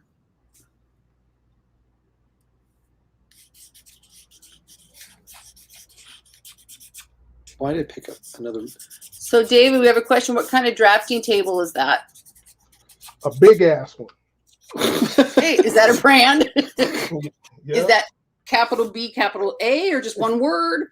It's from Africa. Big ass one. Aaron's table is, I was going to say, Aaron's is big ass too, but I didn't want to say that like that. I got this I from working at Warner Brothers. Ah, So it's an animation table. very cool. Oh, so you got the big glass with the light in the end. Nice. Those Yeah. are nice. Drafting light table. Yeah, these are like a couple of grand. I know. They said I could have it. I was just like, thank you. Yes. Thank you. Yeah, our neighbor gave us a really nice drafting table I have sitting over here, but it doesn't have the light table in it. Oh, this one, yeah, it's ginormous. The one my dad made me that I usually use is humongous too. Yeah.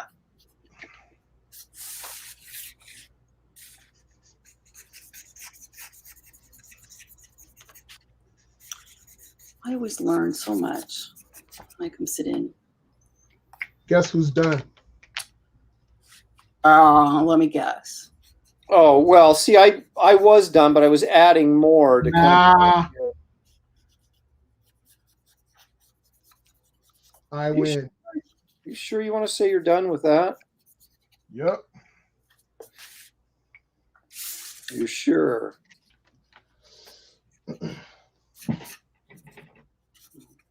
I'm almost All done. right, gentlemen, I'm going to leave you to fight over who won. Be nice. Shelly, I need you to stay here to wipe his tears. Oh, man.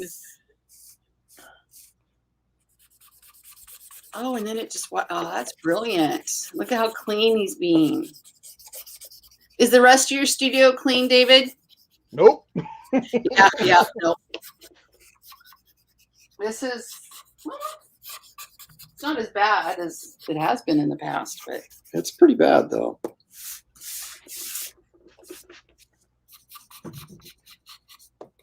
No, you don't have to stay, Shelly. You don't want to see him cry. You don't ever want to see a man cry. make I'm him sure cry. you've seen him every cry day. before. Yeah. Yeah, every day. Yeah, I think this was like an architect drafting table. Oh, okay. It's So ginormous. I got this idea. Yeah. What if I got like a small drafting table to put right here, so the camera would be here and I could still access the computer and do my drawing Mm, for the Yeah. live streams right here rather than on my lap all the time? yeah. Because we need another piece of furniture in here. Well, I know there's No, I'm some fine with issues that. there, but I'm fine with that. wait a minute, David, are you done? Yeah, he's done. I've been done. All right, I'm going to give you the whole screen to show off your wares as I finish this up. Can't even show it right. Very nice.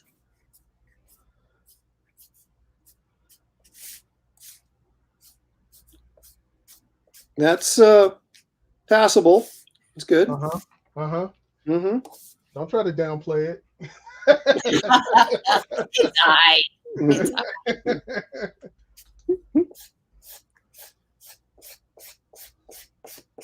I'm just impressed how you cleaned your table. You get my I don't vote. care about, she doesn't care about the artwork, but your You get- cleanliness is you get my just vote just for that. Awesome. picking up after yourself. That's just Oh my wonderful. gosh, it's a mother's dream. That's the only thing. Like, I am dreading our daughter going back to college. It just makes me sick to my stomach. She's going to be leaving, but oh my gosh, to be able to keep the house clean. Oh, Oh my gosh, it is. that's the only thing. It's I used to, I would like give Shelly crap and Samantha. I'd like, you guys are the worst, but no kidding. When Samantha's gone, it's like the mess is gone. Yep. So I can't even give Shelly crap about it Oh. because, and I keep my mess in my studio for the Oh. most part. That's good to know. Are you saying I don't? No, just the end of the island where you dump all the mail. Okay, but that's easily correctable. Okay, I see. Yeah, with kids, it's hard. Especially, we created the monster because between school and dance, when she was at the dance studio 4 or 5 hours every day, I never really made her do that much. But we were worried she'd be like the horrible roommate at college because she was so messy, and she ended up being the clean one.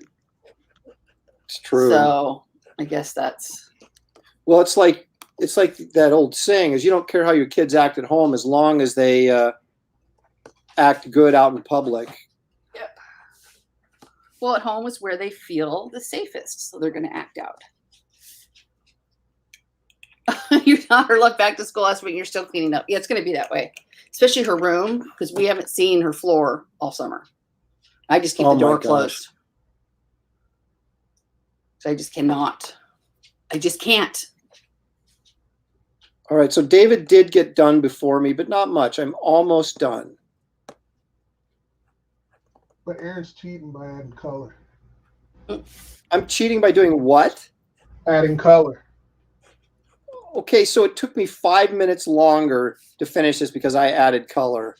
Yep. Hardly a disqualification. Oh no. Yep. Yeah,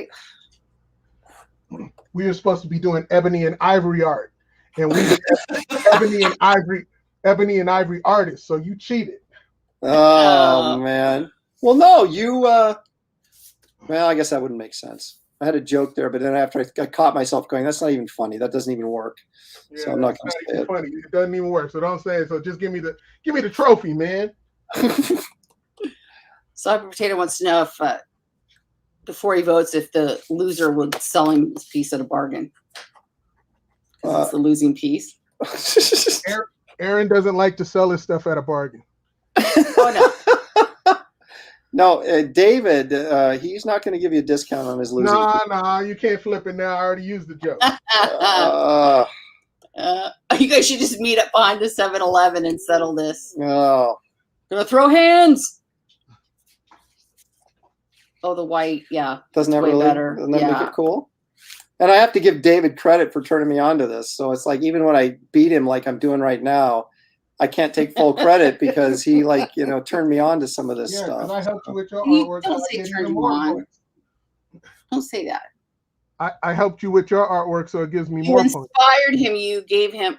He didn't turn you on. I didn't say he turned To me the- on. I said like you turn me said it on to. I know. I totally turn In Aaron my on. 12-year-old boy brain, I was like, he said turn him on.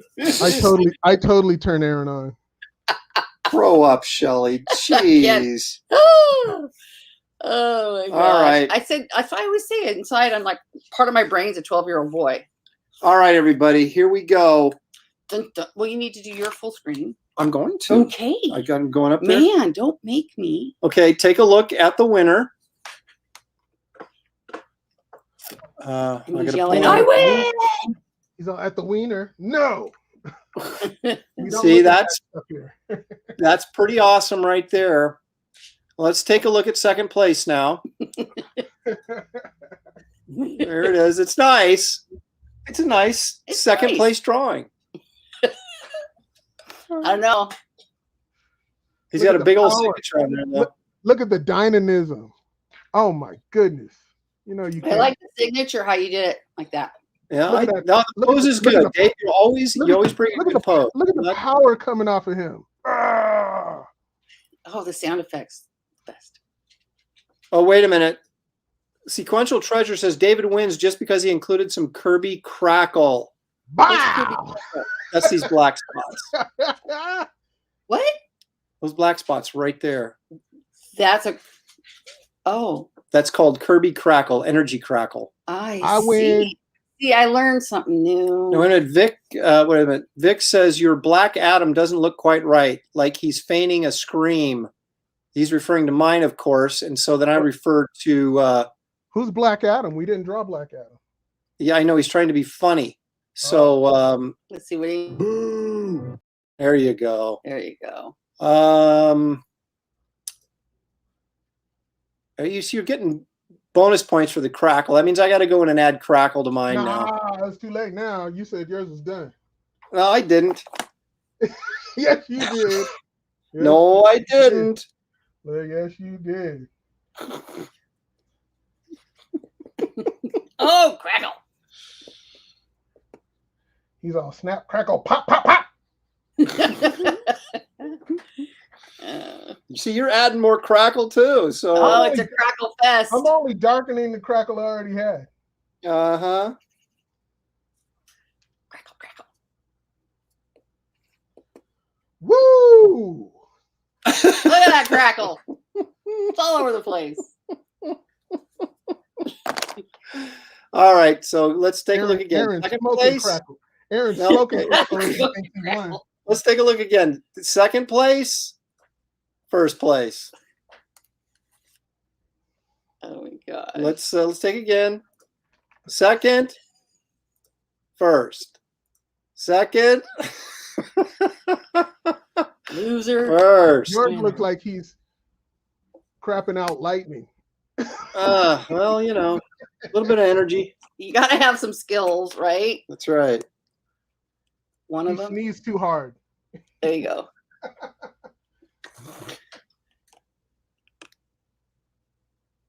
I'm digging this white out, man. I'm gonna draw with this.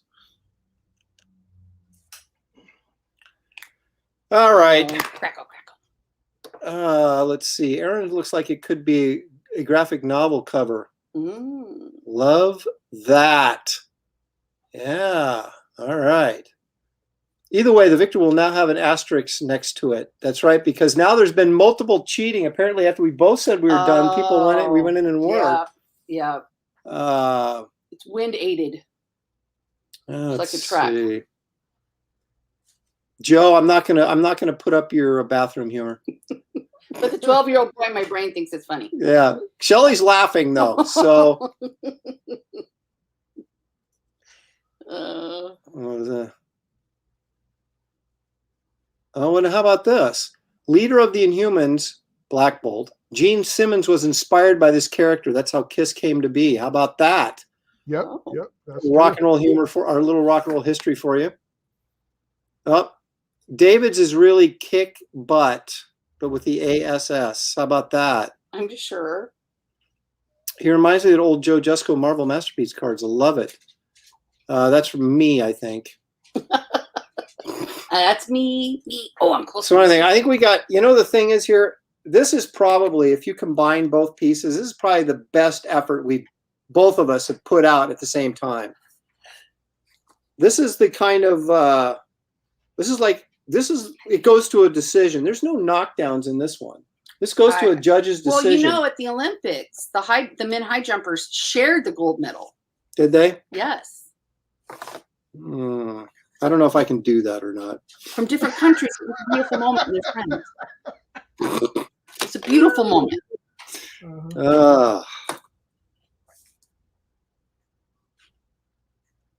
I'm signing it now because I feel good. I feel good. There it is. Well, I'll tell you this. In all seriousness, there's a couple of good black bolts going here. So. No, they actually shared the gold medal. They did. Well, there you have it. They were going to do a jump off, and they both said, "Nah, we'll just share the gold medal." It took us only 2 hours and 17 minutes, which is pretty good because the first 30 minutes was just the variety show. Yeah. And then David's camera didn't work, so I had to stall to bring him in. So we really did this in That's a big loser today. about an hour and 20 minutes. I gave you a 20-minute head start too. Oh my gosh. I was drawing on the back waiting for him to get ready so we could planning though. So we could get after it. So I like that. Thank you. Shelly doesn't often say that. If Shelly actually goes to my work and says, "Hey, that's good," I know I've scored. So there we have it. No one needs to see my lap. So let's move the camera, shall we? Watch out. Oh, Shelly's diving out of the way because I'm going up top with the camera. And she's off screen. All right. You show him this? Oh, heck yeah, I did. Okay. Even partially colored, I showed Why do it. you still have that guy? I sold all those last night. I've got to ship them out. Oh, nice. All righty. So there you have it, folks. Thanks for joining us. I will say this. David sells his stuff, so contact him if you're interested in getting that great black bolt piece. I do. So we got bills to pay. If you guys want art, you know who to call. Wait a minute. See, sequential art is still pushing David. Yeah. He did the Kirby Crackle first. Plus the pose has more action and energy to it, so he gets the W. There you Look at that. go. I don't know. Hyper Potato, see? 1 and 1A, Aaron wins for going color. That's what I think. See, that's Oh. cheat though. That's cheat. Cheating with Now, see, this is what I agree with this. Shared a medal, that just means they're all losers. No, it was exactly, they had the same, perfect thing. Because usually they'll go back to see who missed first. Hey, what size is yours? 11 by 14. Quit lying. No, it is. All right. Mine's How big 11 is by yours? 17. I got some inches on you. Oh, my gosh. Here my we 12-year-old go. brain is going crazy. Oh, no. Remember, handling is always free. Ah, Uh, Yeah, you're right. I need to update my website store. I need to update my entire website. I'm only one man. I can only do so much.